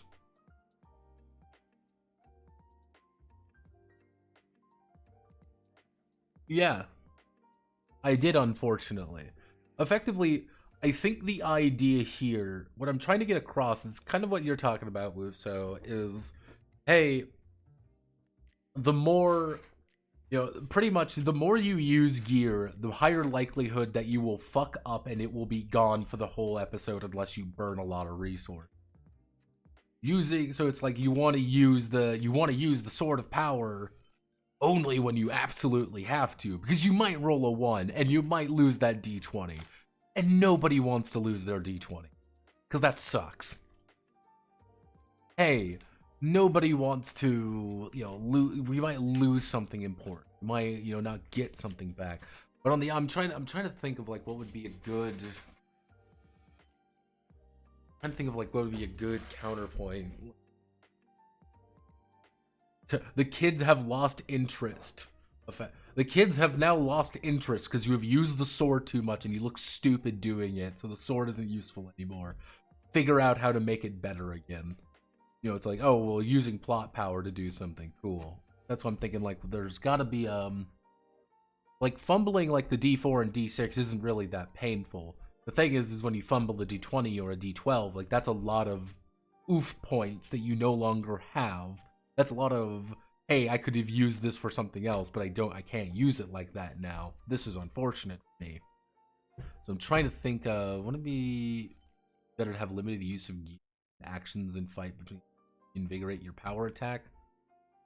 Like, I was thinking about, we were actually having a discussion about, resource die, actually, earlier today. I was thinking, like, how do we make... Like, how would you make that interesting here? Like, I don't think a resource die...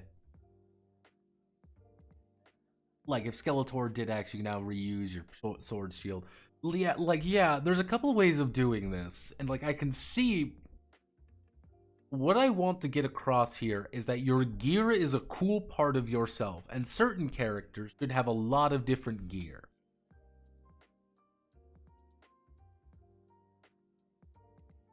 That's kind of the thing, is like, everyone's got their cool gear, because, hey, if you watch fucking Power Rangers, everyone's got their cool weapon. If you watch something like G.I. Joe, everyone's got their cool thing that they do, because that's their thing. But if they overuse it, well, now it's not important anymore.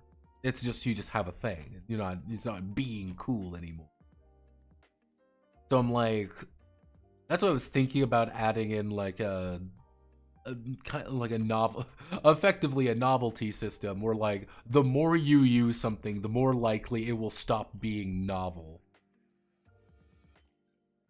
Gear should react to gear of your enemies and allies. That's why I'm thinking, like, option 2. This is a pretty extreme option. We could go down like a tap gear thing. Like, I want to use the Sword of Power now, so I tap the Sword of Power. That tap isn't the word I would be using for this, obviously. I don't want to get sued by Wizards of the Coast. But, like, you would tap your sword, you get to add the die, but you can't use the sword again until someone triggers something. The villain uses an action to do something. Like Cypher's, kind of like Cypher's, except instead of being burnt out. Like, instead of a Cypher getting burnt out, that's technically what happened to Cypher's. Like, you would get it back, you just re-up it up when someone does something. Hey, cool, you did something. Hey, cool, you, your allies, or your friend, like, You're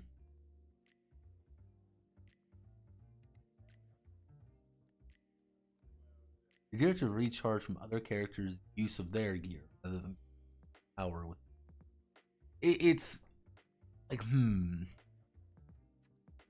So everyone starts effectively uncharged. No one can use their special gear until someone does something to charge our gear up. That's like, Power ratings of the fights should grow as the fight continues.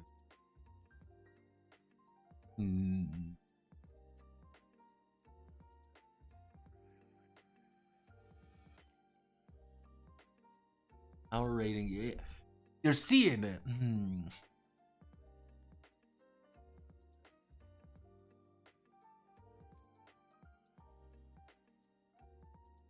Check the box and is unlimited box or something. Okay. I'm gonna write down all these notes and we're gonna muse. We're gonna muse together because this is what we do. Option A. We've got the current way of doing the current thing I've written down here, which is use it until fumble. Use it until fumble. Pay for repairs. That's effectively what it is. Use it until you fumble it, and then you have to pay to get it back. Option 2, which is use item, use gear, or I should say tap gear into recharge back into tap gear. So that's kind of the idea. We tap the gear, we recharge the gear, we tap the gear again. Option 3, which is inert gear, charge gear, use gear. Okay.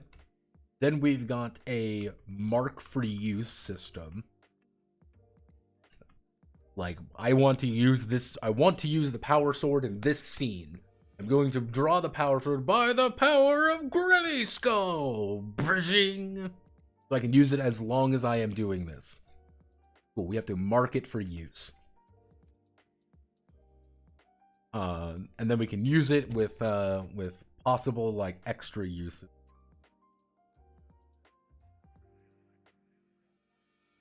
And also add like a hero clock, which makes the baddies start stronger, but heroes gain power as they plan and use the power of friendship. Like, kind of the idea for combat I had. That's why I was kind of looking at these two. It was one of the ideas behind combat, because if you watch things like He-Man, if you watch Thundercats or any of these, a fight usually doesn't last too long. Because when He-Man is fighting someone, he's more like, he's not really fighting them per se, but he's trying to disable them. But then you have other characters who are contributing in their own way. They may not be, I'm going to blow up Skeletor with a single punch, but they're doing something to enable someone who is, to enable the big hit or whatever. Like, if, let me see.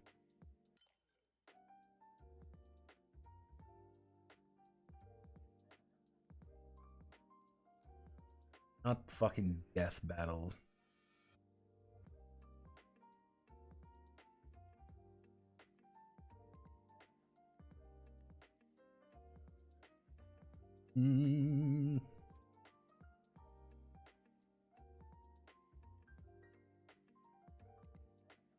Not fucking...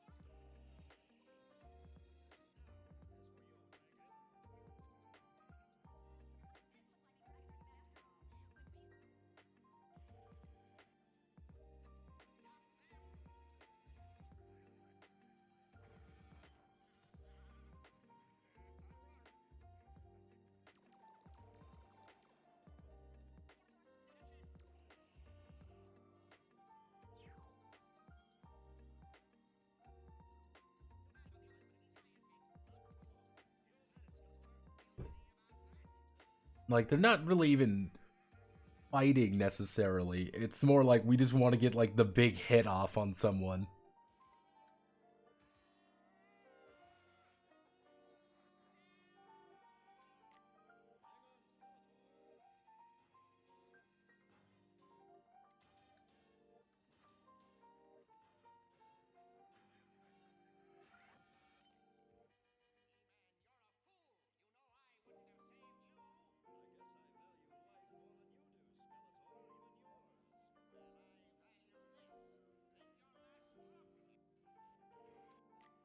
Yeah.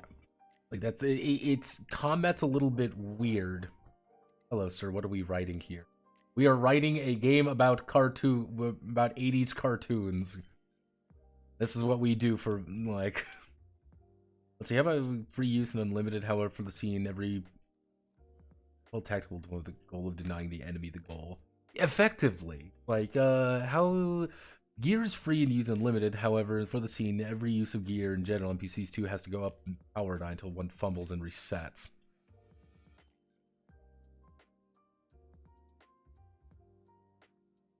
Hmm.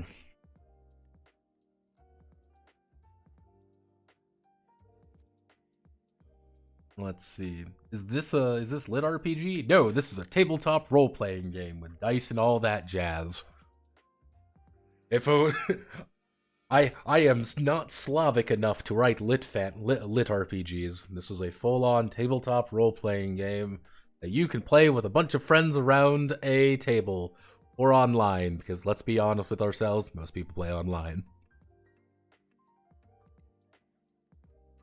Sword of Power is a 10, so it stands to reason to interest that Snarf. That Snarf just doesn't matter this scene.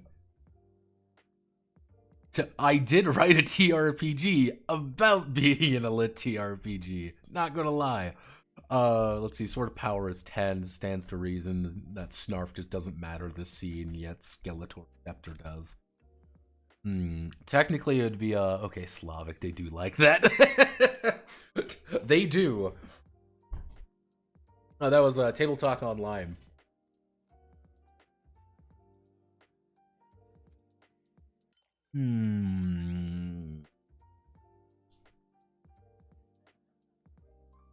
Let's... Because I want people to use gear. That's the thing. That's the secret here.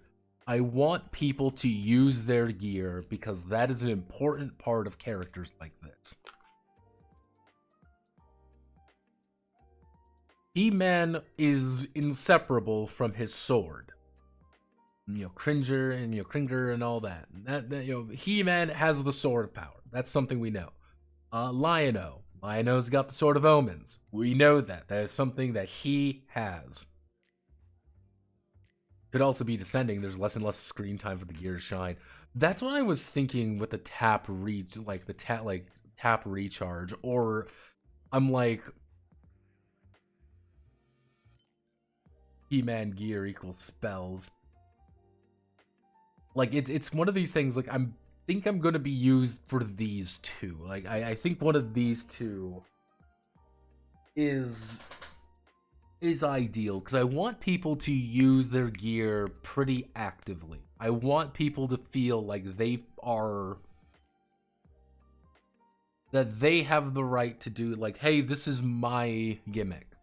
I am playing fucking Ninja Master, and because I am playing Donatello, I have my, I'm playing fucking Donatello, I've got my weapon. I am playing Leonardo, I've got my katana, because I want to use the katana a lot, because it's a katana, and I'm Leonardo. Hey, I'm Mikey, I got my nunchucks, because I'm Mikey. Like, yeah, Donatello's got his fucking, he's got his staff.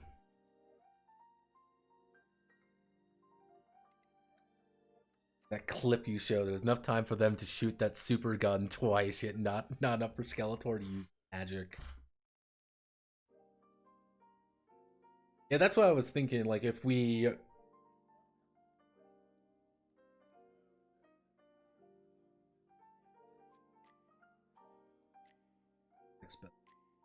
It's kind of the idea is, like, gear, everyone can get gear.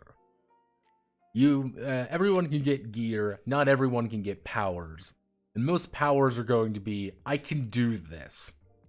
Yeah, can you use magic? Yeah, what does that mean? It means you can use magic.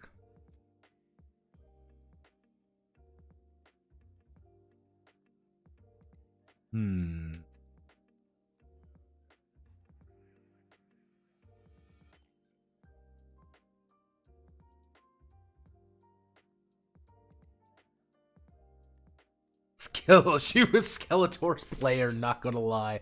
Like, damn, Skeletor, you're fucking biffing it. What if we take tap a little more literal? Like,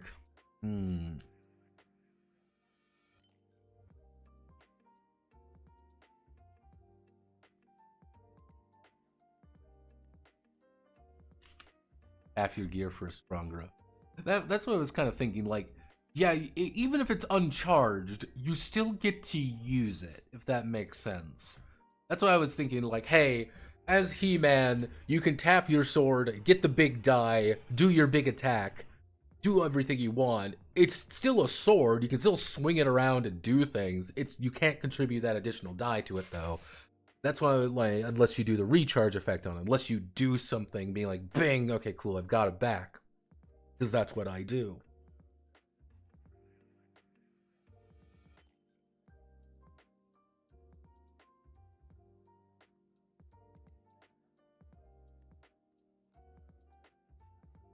What even is Skeletor's power exactly? Feeling how Skeletor's a villain, like, it gets a little bit more complicated.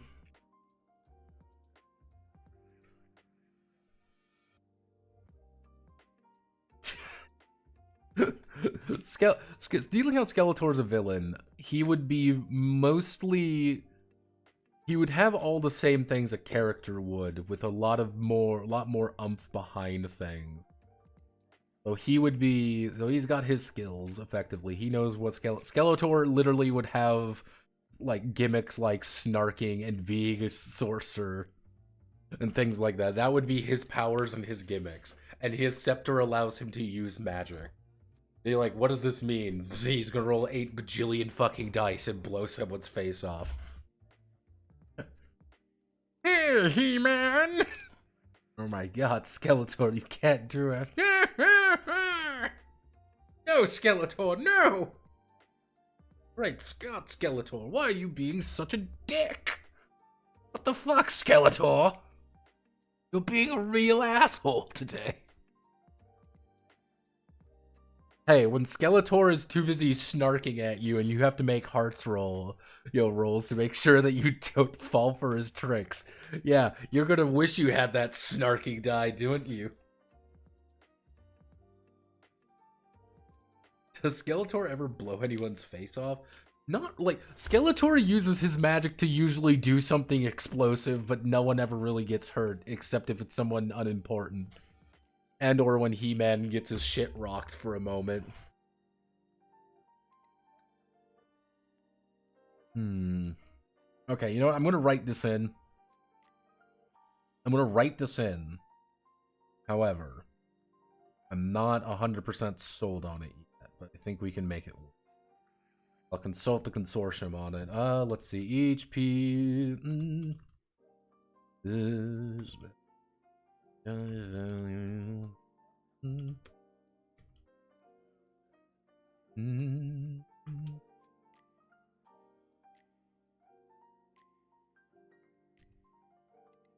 The shtick using it.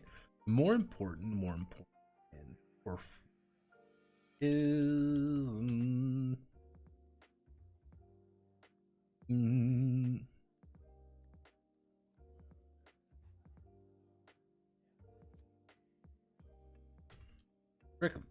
there's a trick being pulled. There's a trick being pulled though. Every gear, each piece of gear.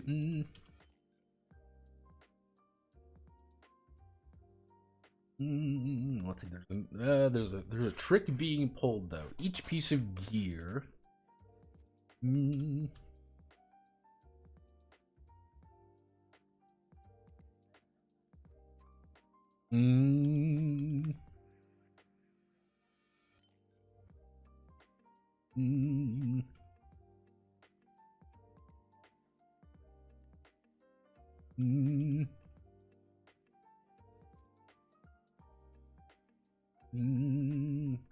only contribute. It's not. Piece of gear, Maryland.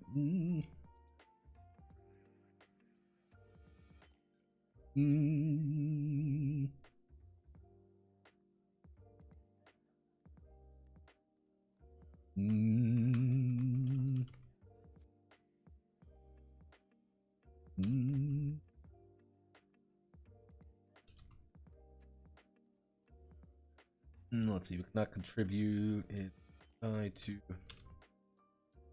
any check, which would put a footnote here. Footnote right here.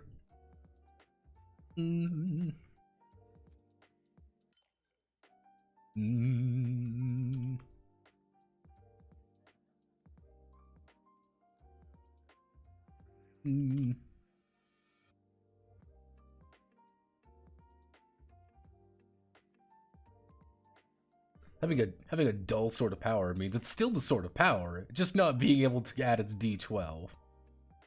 Contribute its type of dull when gear is dull, can still be used, cannot contribute to any effect. Dull gear can.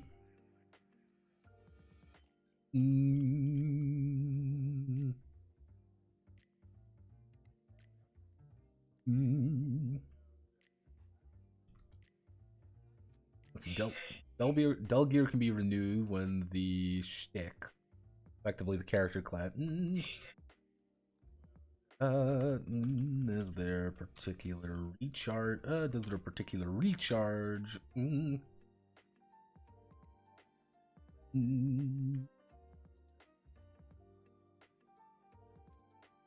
And dull gear can be renewed when the shtick does its particular method of recharging themselves, or when the villain uses their own piece of gear against the stars. There we go.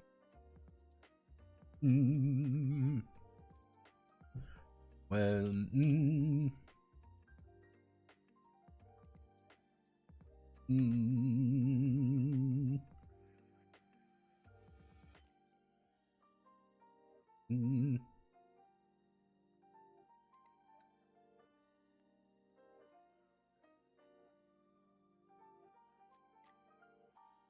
be something similar.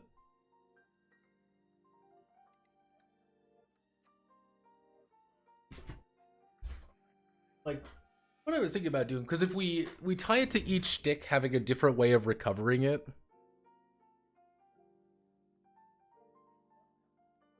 Uh-oh. Should I be worried? Let's play a game, everyone. Should I be worried what my mom sent me on Instagram today?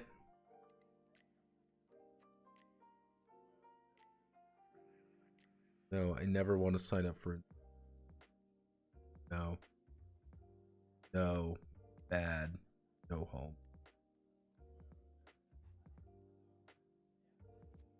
Because, like, the idea here is you mark off, you're like, I want to use this piece of gear, cool, I mark it off. If it's in the middle of an episode, you as a player, you as playing that archetype, that shtick, you now have a desire to do an action to get it back. But if you're playing a character with a lot of different pieces of gear, you may want to use all your different pieces of gear before you recover. So it's kind of that push and pull. Like, oh, well, I use the Sword of Power now, but I have 3 other items that I can use to do other things. That I want to use that first before I even happen. Oh, okay. It's good. That's a good idea. I like that.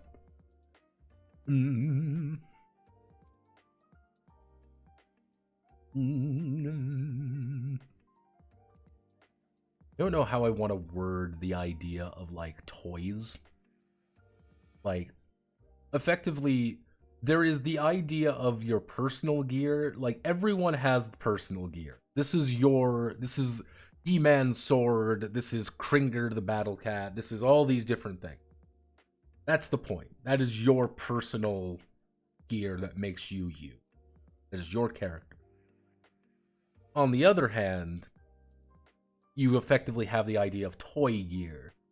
It's the one-off thing. You know, the one-off toy.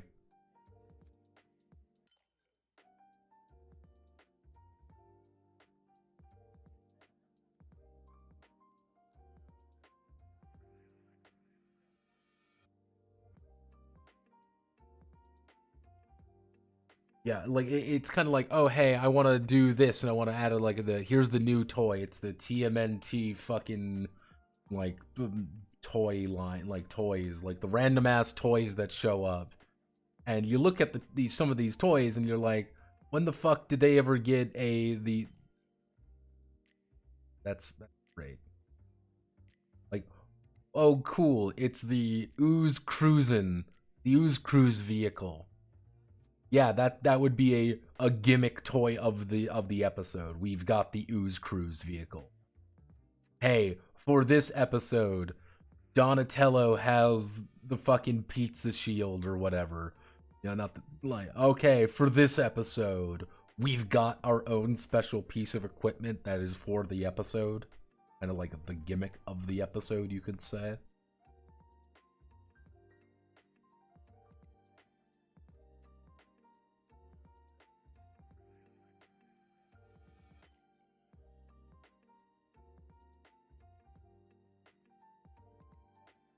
Recharging the gear connected to the personality of a star. Like, that's what I was thinking about tying it to the shticks. Like the hero, sidekick, veteran, wildcard, brains, muscle, maverick, and the lone wolf. Like, oh hey, yeah, how does the lone wolf recharge? The lone wolf will recharge by being melodramatic for a time. Literally, he has to skulk off, be melodramatic, and he gets to use his cool items again. Why? Because he's the lone wolf, and that's what he's supposed to do. He's supposed to do that. Yeah, the wild card gets it by doing something odd. Or hey, the veteran gets it by reminiscing about the past, and he's got to spend a scene, or he's got to spend some time reminiscing about the past. The sidekick's got to help somebody out. The hero has to do something important. So I'm trying to think of like good ways of saying all of these characters have to do something. It is you taking time when you could be doing something else to do this instead. Well, the brains can get all these different, the brains have a couple pieces of gear. Well, he needs to spend time fixing all his gear up. That's what he needs to do. He needs to sit back and he needs to go back to his gear and start fixing everything up. That takes time. That is something that he could be doing something else with. He could be doing anything else. The hero has to confront the villain to get his gear back.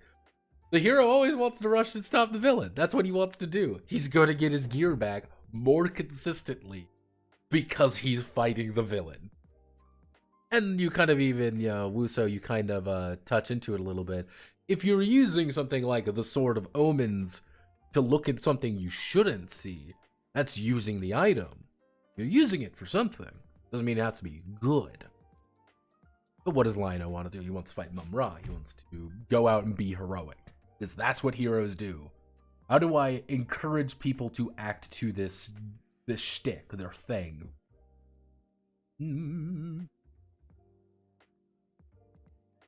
How would you refer to toy?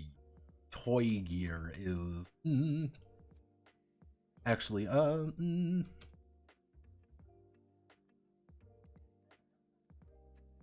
do I want to do it? It's...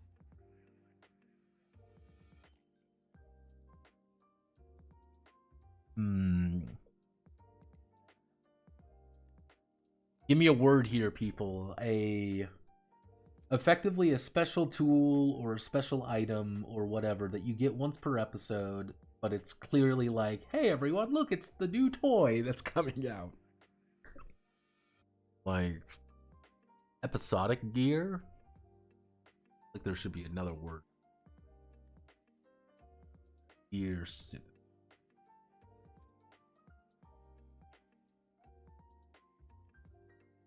Oh, gadget.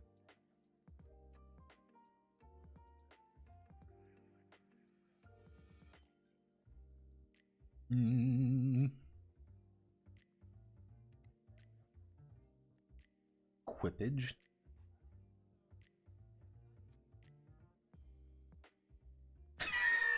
Do we use the term equipage? No. We are not using equipage.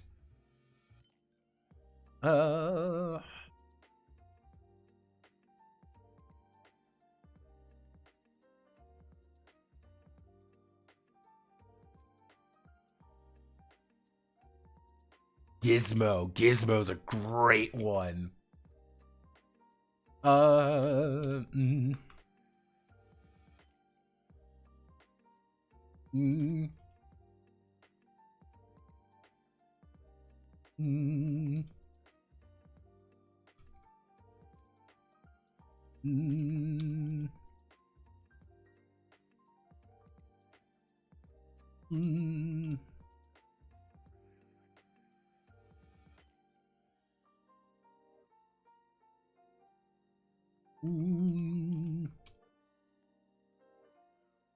Always use the gizmo.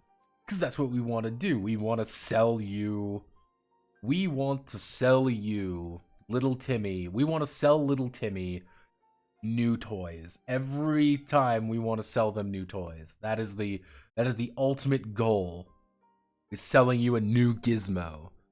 Hey kids, you just bought into Prince Lightstar and the Knights of the Round Galaxy. This episode, Prince Lightstar uses the Axe of Omens or whatever, and because he uses that, here's the brand new gizmo this episode. It'll never come up again. Who cares? You're gonna fucking buy it. Hey guys, don't you want the special Ghostbuster way of dealing with it? Because this is the only time we'll ever use this specific trap. Yeah, of course. Use this gizmo. Yeah, this is a great idea. I should have drank this coffee earlier. It's now fucking cold.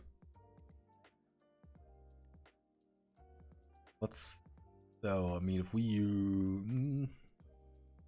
do we need... God, it's fucking late. We need to do... power. Powers I said I was going to work into... yeah.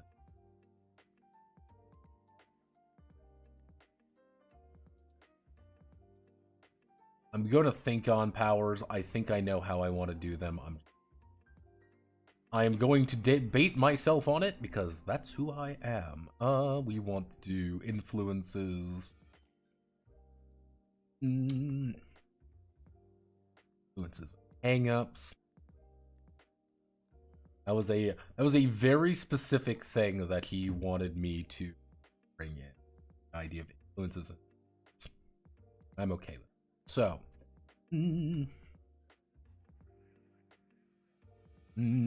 stars are still characters, and oftentimes characters have flaws to connect them.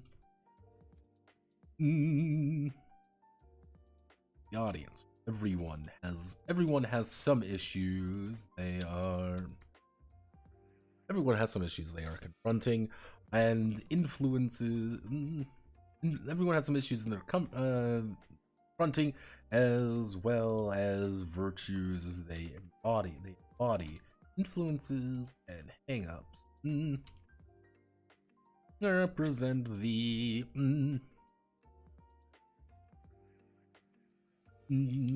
duality of the star and their various. Well, let's represent the duality of the star as both a paragon, and a person. The duality of paragon and a flawed person. Writing an RPG looks like a fun time. It kind of depends. Like this is the thing. I've talked about this a couple other times when it comes to certain RPGs. Sometimes you write things and you can see it in your head what you want to hear. You're like, this is it. I want to do this. Hell yeah, let's fucking do it. Yeah, I feel great. Yeah. And other times you sit there and you're like, I have no idea what I'm doing. None of this works. All of this is flawed and you just hate it. Like, that's the thing, because you have to kind of look at RPGs from a lot of different angles. Kind of like when you're writing a book, you should be writing things from... When you're writing a book, you should be looking at things from the author's perspective, from the character's perspective, as well as kind of the reader's perspective. Like, what will the reader see from... What will this...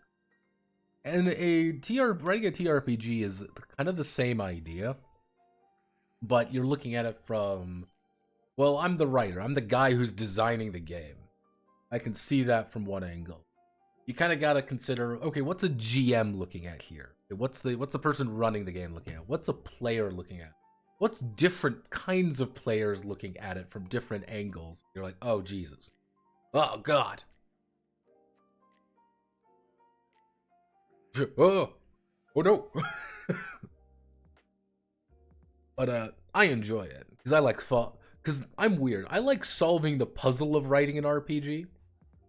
That's my favorite thing. I love finding the puzzle. Because all of these games are simply a question of how do I make this work? How do I make Fear and Hunger, Solace and Summonum work? How do I make this feel like Fear and Hunger? Well, there's a couple different ways of doing it. There's a lot of different ways of doing it.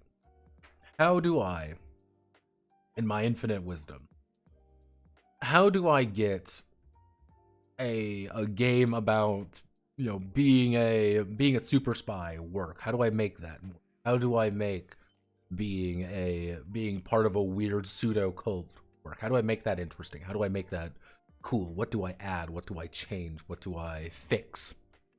I think that's the appeal for me, and that's why I've written so many of these damn things at this point, is I always want to try to find the most interesting answer, and I want to find answers. I want to find solutions. I like finding that puzzle is so fascinating to me. And other times, it's just fun getting paid for things I enjoy doing. Oh, looking at you. Don't think you can escape me, Alex, you son of a bitch. But, sometimes it's interesting to look at things from a different perspective. Sometimes it's interesting to, see things for a different way. Sometimes I just like looking back in history and seeing what I can find there. Yeah, I should put in.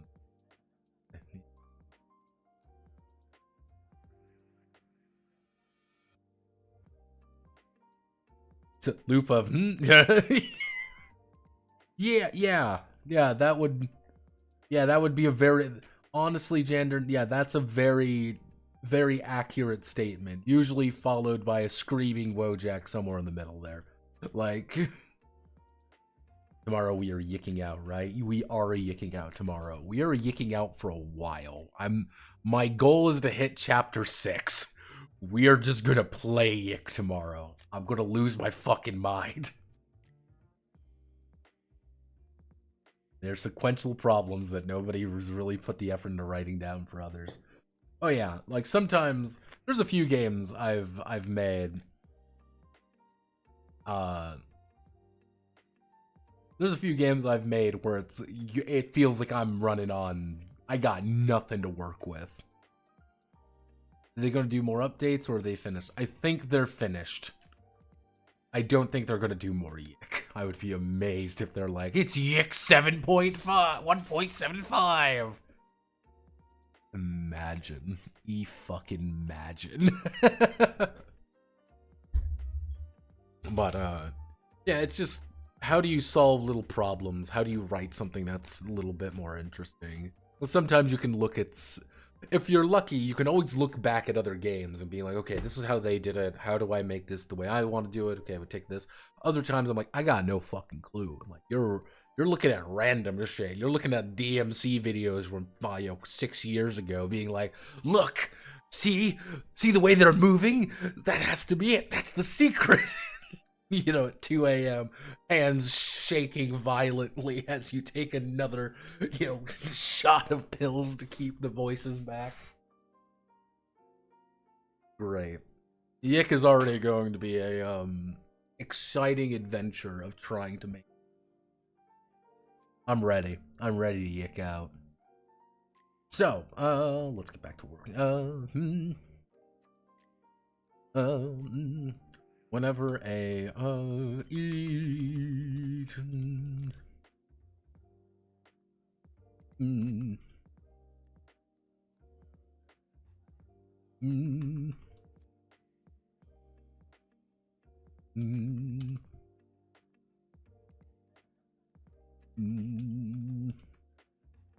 let's see, each of the chicks have a number of different influences and hangups they may choose from. They may choose from an influence.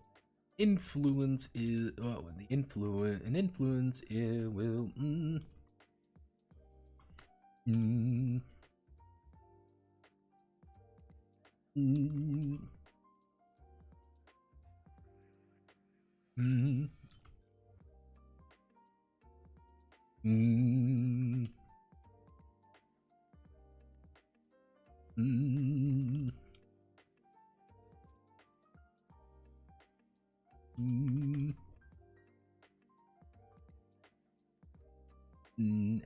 up. A hang up is the opposite. The hang up is the opposite. That they have that. No, that. That seems to linger a bit longer. A bit longer. Should. Example, a problem that seems to linger a bit longer than it should, and hinder, and forces them to roll snag instead. Roll with snag instead. Sometimes an influence and an hang up together in a single check. In this case, the influence will always take precedent. Let's see. Sometimes an influence and hang up may clash in a single check. When this occurs,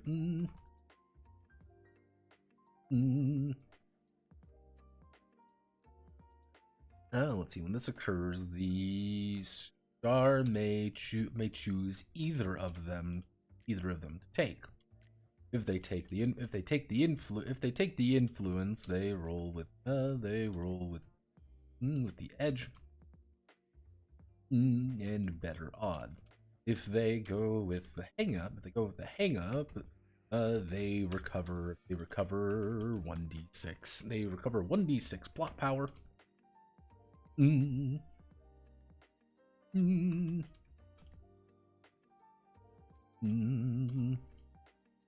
we go.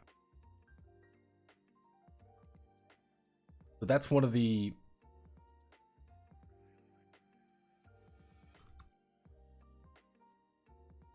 things right here, is that I want people to have influences and hang-ups that butt heads. Because it's good to butt heads.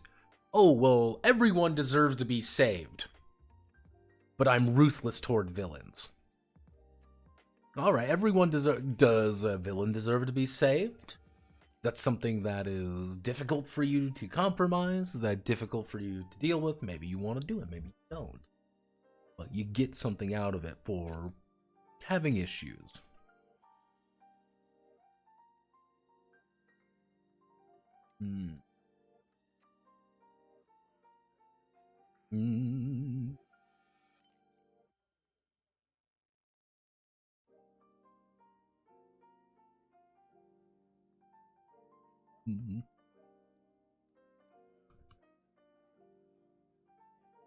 Special episodes. Actually, no, we're not gonna. A unique. Actually, no, a unique type. An episode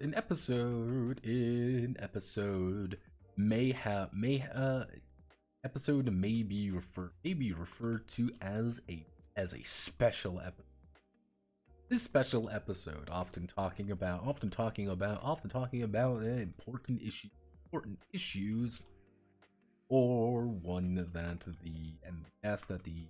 MBS has particularly invested in. Special episodes have unique influences and hang-ups for the entire cast. So have unique influences and hang-ups for the entire cast to follow. You follow for that episode. Potentially,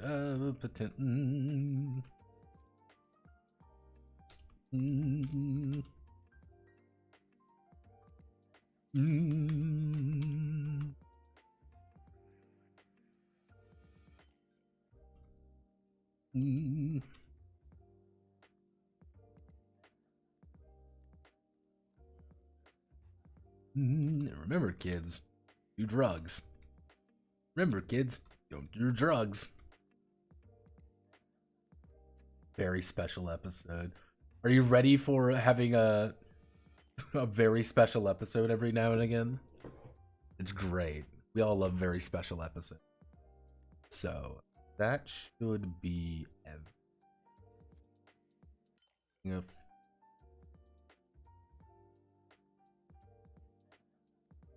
bring up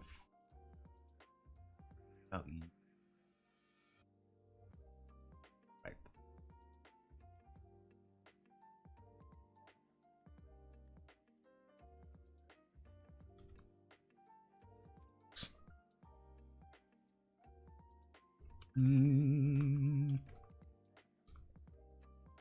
stick.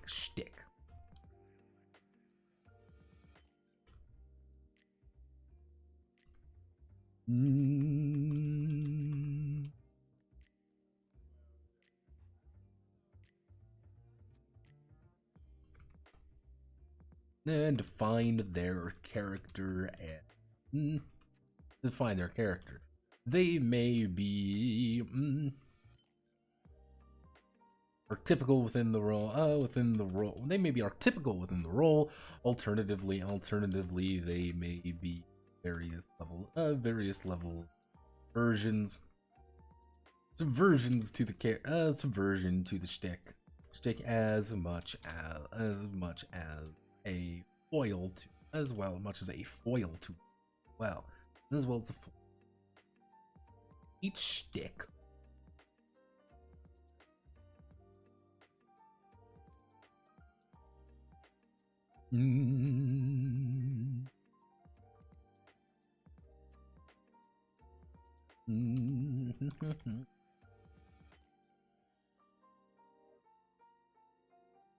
will define their values.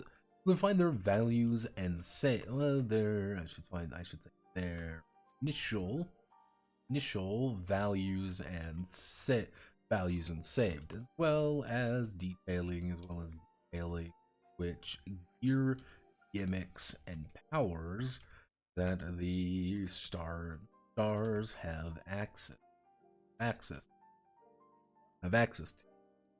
to.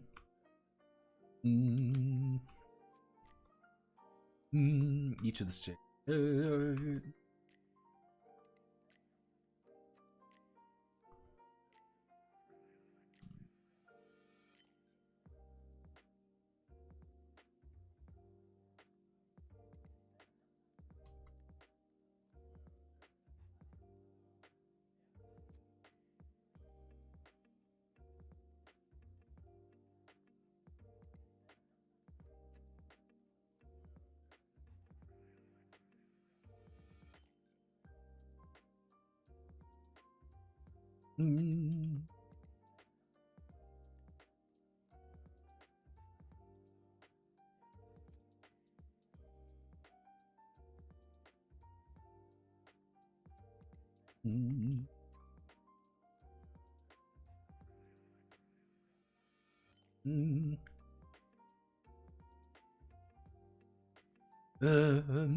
After choosing their stick, its influence.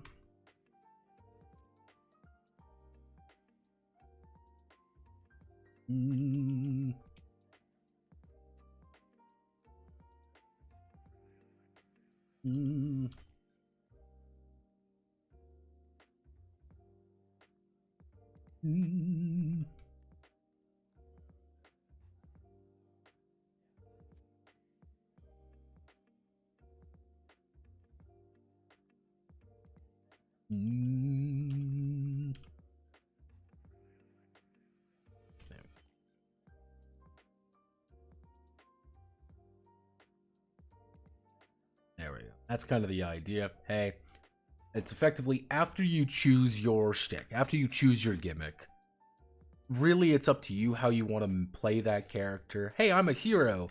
Well, I'm kind of a hero, but I've been doing my best to, I'm a retired hero. I don't want to be a hero anymore. I want to live a normal life. I want to live my normal life, even though I have the Sword of Omens or I have the Sword of Magic Powers. I want to do something different. Well, I'm the hero, because I'm going to do all these different things. Well, I'm the muscle. I'm this, I'm that, I'm this. It's like you have different ways of approaching things. I've been streaming for 3 fucking hours. Jesus Christ, I'm tired. I'm going to call it there, actually, because my throat's giving out, and I feel very tired. So, thank you all for watching. I hope you all have a wonderful rest of your day. Probably later tonight, let's be honest with myself here, later tonight, Saturday and Sunday, I will be working on the shticks. I want to get majority of them done, or at least a handful of them, just so we can get set a good pace for it. I might do some re-editing on some of the files, I think, and figure out what I want to do with powers. And Yick. Of course, we're going to be yicking out tomorrow. Why wouldn't we? Again, I got the ideas. I know how to do it. It's just doing it, which is the hard part. So, thank you all. Have a wonderful rest of your day. Godspeed. Good luck. At night or midday, we will start streaming. I don't quite know. I will probably make an announcement on the Discord, and everyone will see me here, and it'll be Yick Central. Probably, it'll be around the same time as we have been, maybe a little earlier. But, yeah, I am as they say. Away.